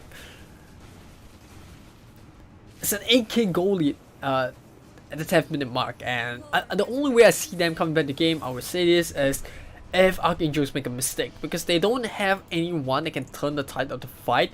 A fully farmed Claude can, but you know, how long is Archangels gonna stay patient? They're really gonna get the Lord, they're gonna push in, they're pretty much gonna get like both the tier 3s in the middle and the bot if they want to, or if they go like super ham and then go super aggressive, they can even force a team fight at the top, and if they win it, they can end the game right there, right then. So it's really vital that the side of BREN Esports try to keep the Lord from pushing into the base, and hopefully try to take it out. But we know that Archangel's not gonna do that, or hopefully, you know, Archangel's not gonna do that, because that would be a really huge throw on their part. Meanwhile, bottom lane, they get him in the tight spot. That is the choke point that they want, but Gasai doesn't have enough damage. She's just sacrificing her health for nothing. And look at that, Archangels, they're still up and healthy. Only the Joy has taken substantial damage, but she has an immortality charge. And they will go right back in the Law and Order as well as the Ejector. Gonna stun up the crew for nothing that Muta could have done there. Esmeralda jumping in with the Falling Star Moon. Claude doing decent damage, but not enough. And now the Lord is coming in. It's gonna be a 3v5 at this point in time. And I feel that this might be a little bit too much. So one-sided. And Archangel get a resounding win in the first game. And what can I say? That was pretty much game 1 wrapped up. Very classic, rather very I want to say like close to perfect. They did give away a couple of kills, so I can't really say it's perfect, but you know, it's a perfect example of how to bully and punish, you know, bad drafts in a sense. It's not exactly a bad draft on VICTRESS part, but you know, I spoke about Camilla being very weak in the off lanes. I would have preferred if they went for something else. I don't know. Even the Badang could have done a lot better. But Badang is just, you know, not really effective in this meta. You know, doesn't really have the movement speed to rotate the rest of teammates. But I guess in some sense there was other heroes that you could have looked at. If you look at the draft, you know, I felt like even the Minsita could have done better, right? You have King's Landing, and then you can even try to set up a team fight. It does remove a lot of the movement that the side of Archangels have. You know, the Esmeralda, the Jawhead, the Kimi, and even the Tamus. They gotta have that mobility taken away from them, and it's gotta, you know, set up a lot better defense if you're on the back foot. And you can also catch someone out. This is something that they don't have. If you look at the draft coming up from BREN Esports VICTRESS at this point, is that they don't have someone that can catch out. Yes, you do have the Krufer, but other than that, you know, they don't really have anything to follow up that. They have a huge lack of CC. They don't have something they can lock down, similar to what Archangels have, which is the lack of CC. But they still have the Jawhead. They still have the Esmeralda heroes that can jump on the back line. They don't really need huge CC. They only need one ejector to just catch someone out, and you know, hopefully they can burst someone down. And that's what they did, and they did it perfect, almost perfectly, I would say. So yeah, Archangels, they walk away with game 1. I don't think there's too much to talk about. That game. It was a little bit too quick, I would say, for BREN Esports liking. But we're going to go for a short little break and remake the lobby when we're back. Game 2 between Archangels and BREN Esports. We'll see how that game goes.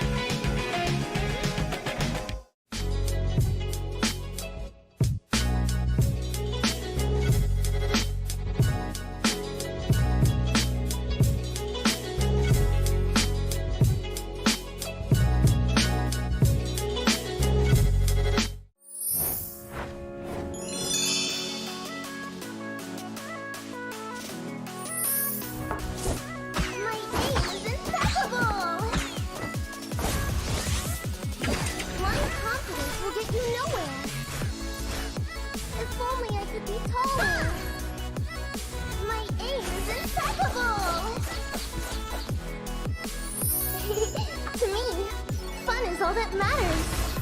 Killing spree! Monster kill! Double kill! Double kill! Legendary! Double kill! Mega kill! Executed! Double kill! If only I could be Legendary!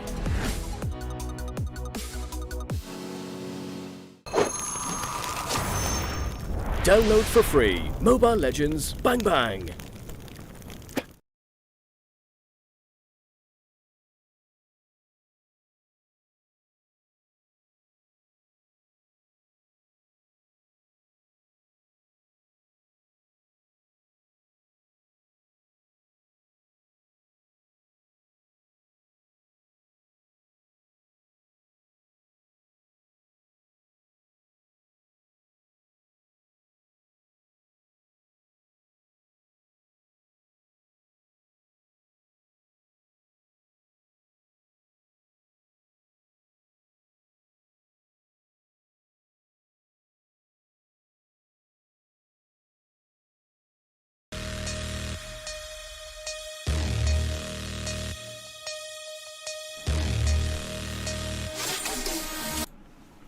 Alright, ladies and gentlemen, I had to cut that break shot because, you know, the teams are already ready and they look super excited going straight into game 2.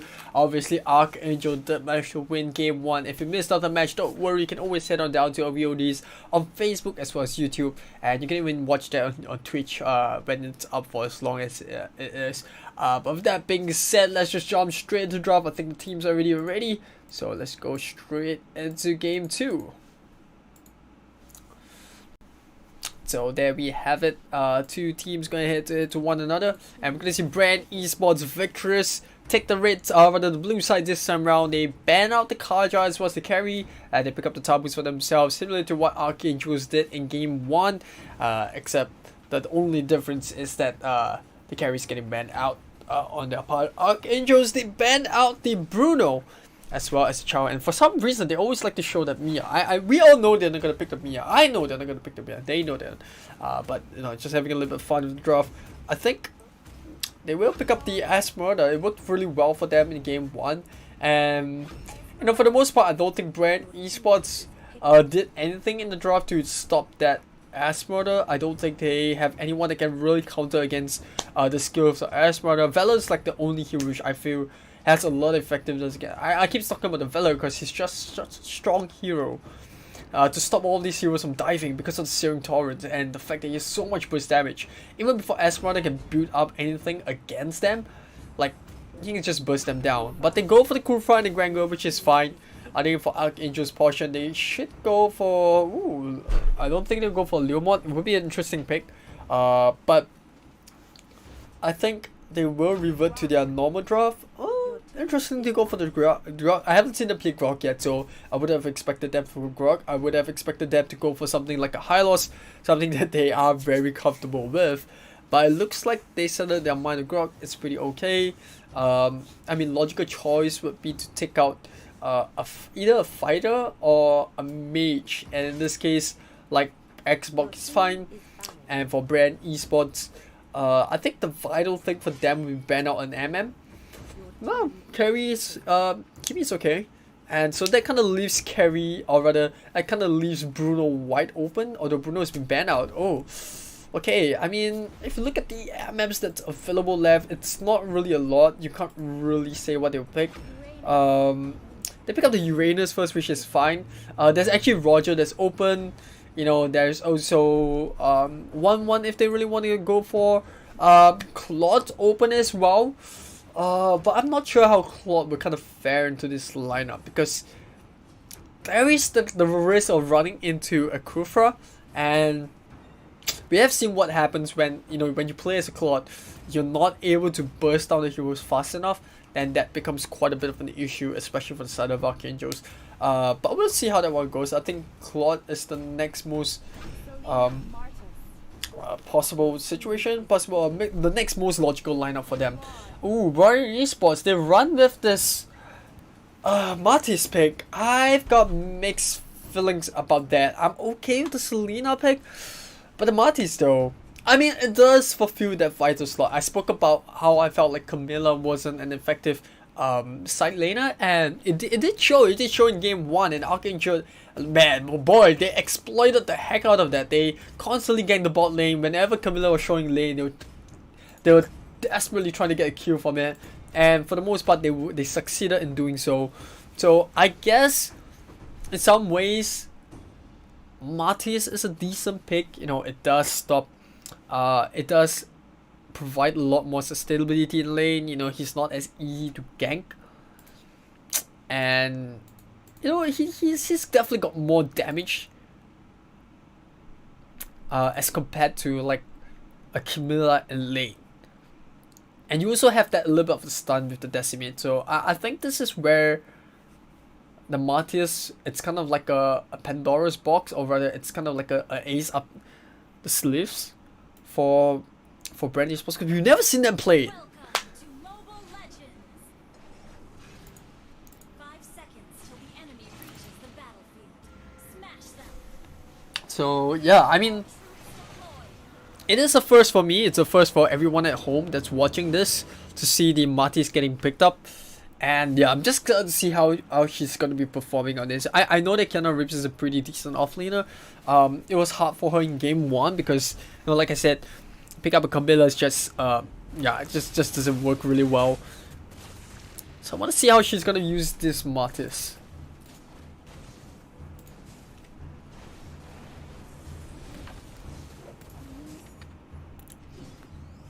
Your fate has been sealed.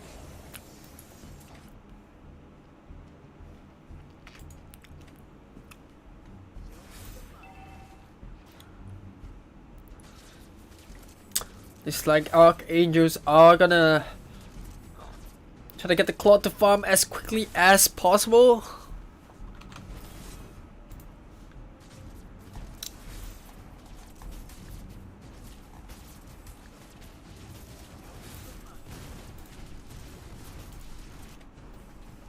Counter rips on the top lane against his Esmeralda, and though it's more sustainable as compared to like against the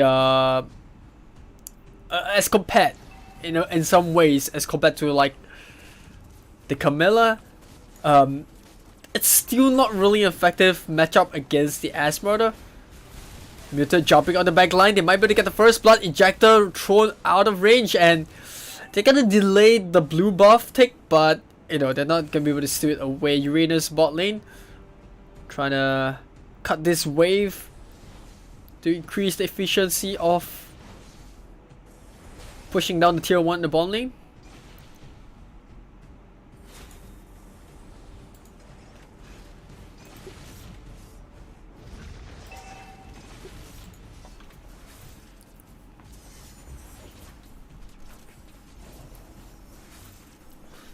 Meanwhile, like I said, top side, Falling Star Moon used a little bit prematurely in my opinion, but it's fine.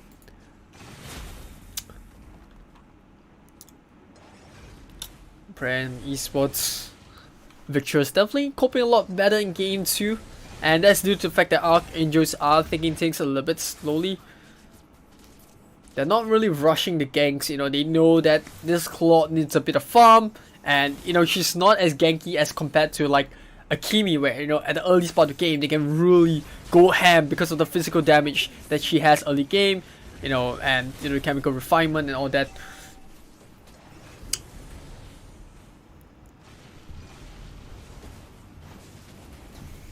Archangels, despite not ganking, they still want the red buff. Kurfa is able to steal it, and in fact they give away the first blood, and that's gonna be the Grog going down. For some reason, Grogs just happen to be giving away first bloods. For some reason. They're first gonna use Ejector onto Trias. I don't think they can take this Selena.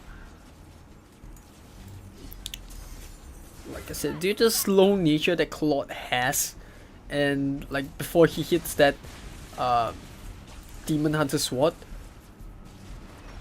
Arkangel's gonna have to play a little bit passively. They need to be patient with this Claude, and I gotta say, BREN Esports VICTRESS definitely doing a lot better. Look at that. They not only did they manage to get the first blood, they are keeping up in terms of farm, although you know, it's pretty even to some extent, and that's due to the fact that Claude is just insane at farming. And he's already level 8, like Lexa, she's already at level 8. She's pretty much gonna hit level 9 with this wave. Or maybe the next wave. But yeah, that is where I think they'll be looking for team fight. You can see they're already thinking about jumping on it. They're chipping away at this HP.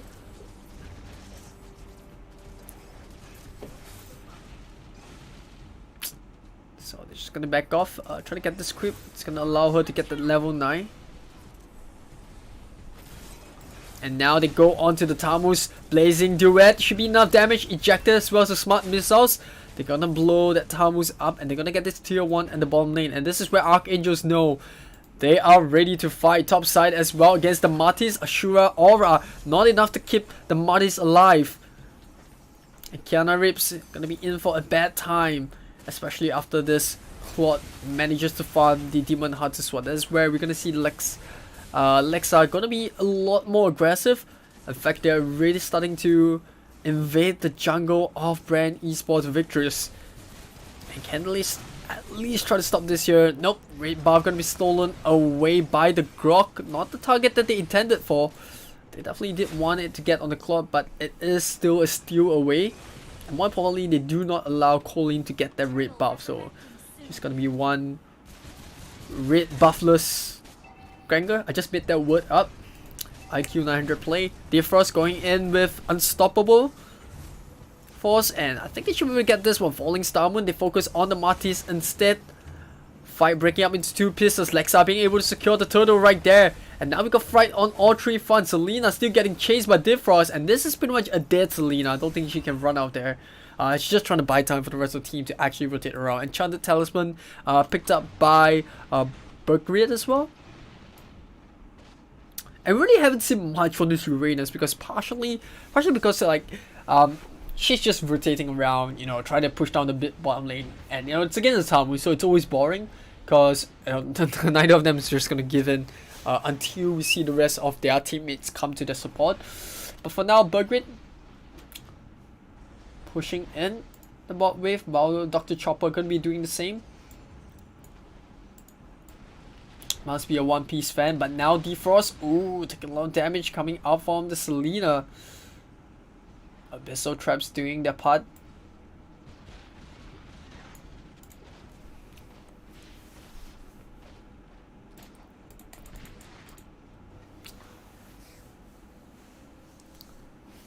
Claude gonna build into Endless Battle, I believe. Interesting choice of items. I would prefer to see her built into the golden stuff, but you know, the Endless Battle does allow her skills to come off cooldown. It's gonna help with the Blazing Duet in the cooldown reduction as well, so I guess that is still a very smart choice. Ejector, they catch Trish out, the Selena gets blown instantly, and now they can start to take down the tier 2 at the bottom. As Murder cutting the wave as well, just making it so hard for this Martis to defend the tier 2.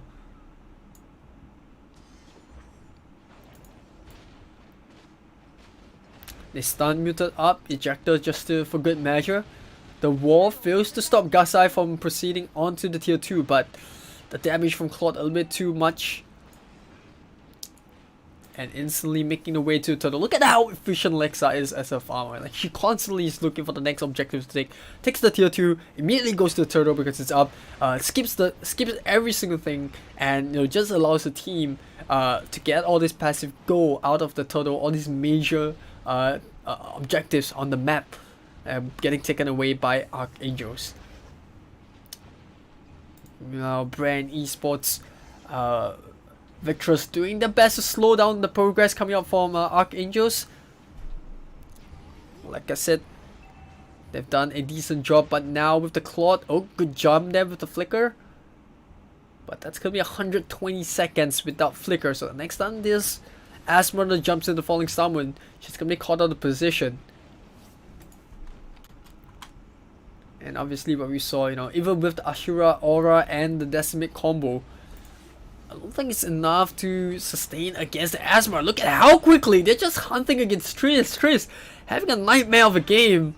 She's just been constantly been the target for Archangels, who are just hungry for kills at this point. The Wild Charge coming up to stun Gasai. Ejector gonna be throwing back even further. They get the kill onto the Grok.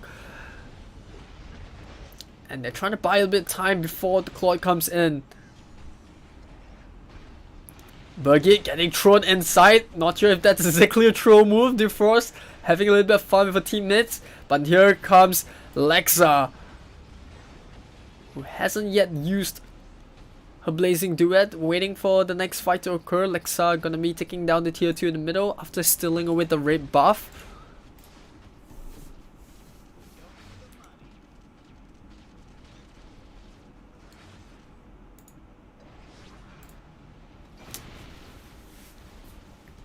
Gasai building into the Bloodlust Axe after Queen's Wings, prioritizing that sustainability in the first half of the game.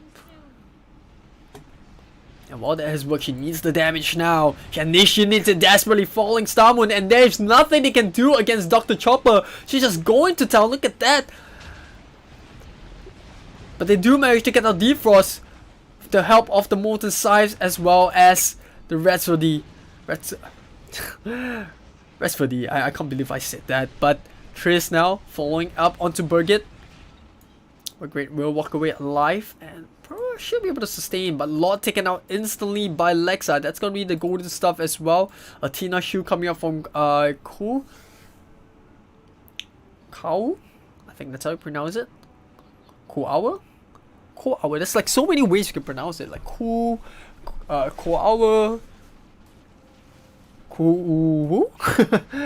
I'm just kidding around, but yeah, I guess in some ways Arkangel's now is just, they're just way in front. Like look at the goal lead, they're just so far ahead. In fact, 11k around a 9k goal lead at this point.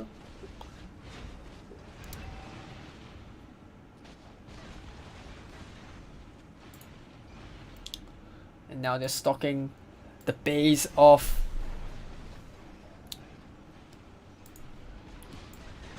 BREN Esports. Once again, Abyssal Arrow not gonna be landing. They jump right in. They get the stun up. Magic Ball gonna be slowing down the push, but not enough. They get the tier 3s and the top. They probably will get the middle one as well. Uranus is really working down the bot lane alongside with the Lord. It feels like there's 2 Lords available. A wild charge coming in. They get the stun, but where is the follow-up? There's none. But Grok is pretty low, and looks like Archangels will try to back off from this. They can actually get this tier 3 in the bot lane if they put a little bit hard into it. Defrost, oh, they bait the Granger out. They get the ejector, and without the Granger, do they have enough damage to push this onslaught coming out from Archangels? I guess not. They're trying to end things here. Tyrant's Rage to stun all 3 members up. They might just have a glimmer of hope to get another kill.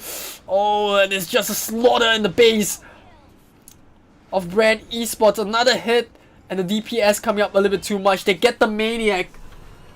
No Savage for the Esmeralda, but they get the win, and they are your first grand finalists, Archangels. Pretty one-sided affair when it comes to these 2 teams in Mobile Legends, and it does show in the result as well as the timing of the game.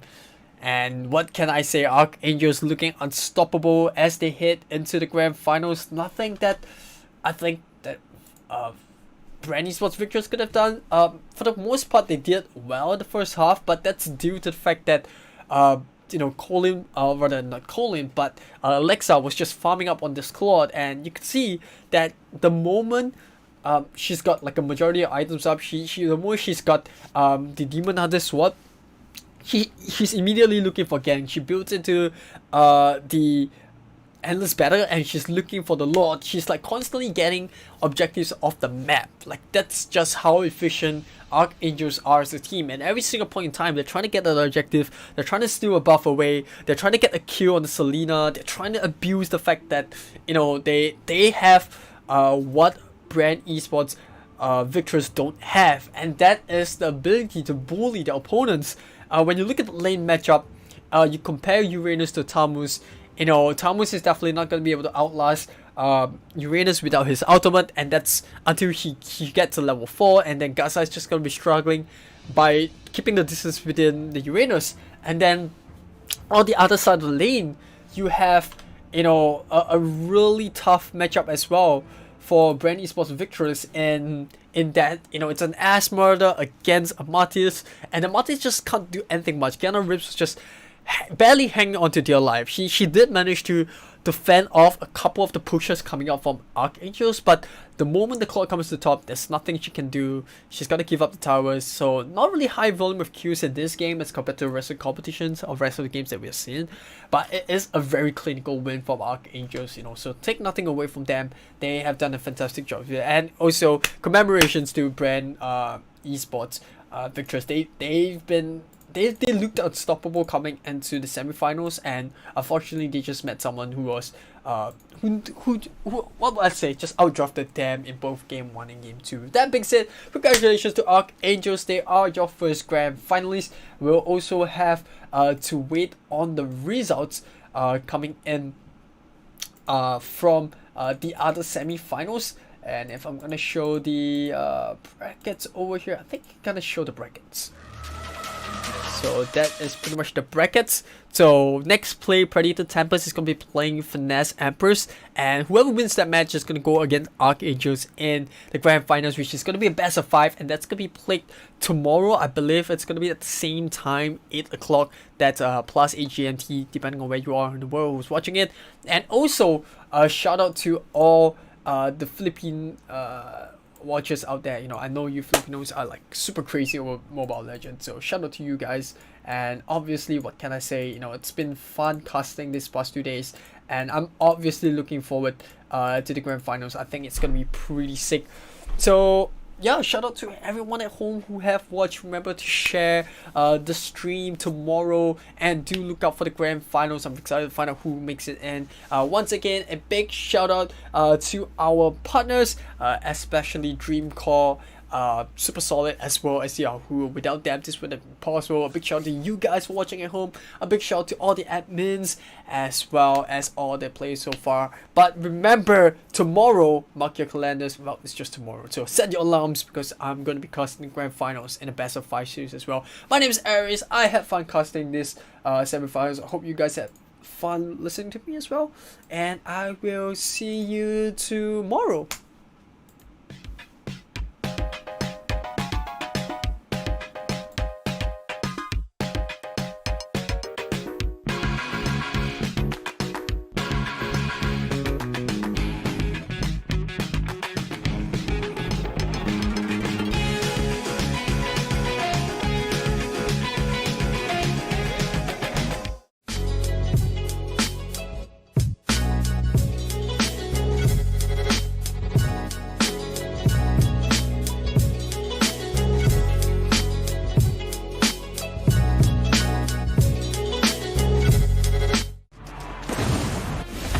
The warm feel of my passion burning.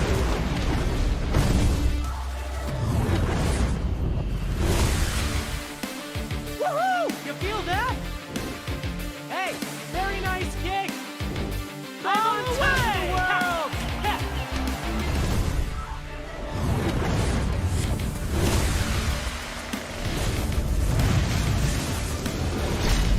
Killing spree. Mega kill. You feel that? Ha! You have slain an enemy. Launch attack. Legendary. Ha! Double kill. Ha! Legendary. I'm on top of the world. Hey, First blood.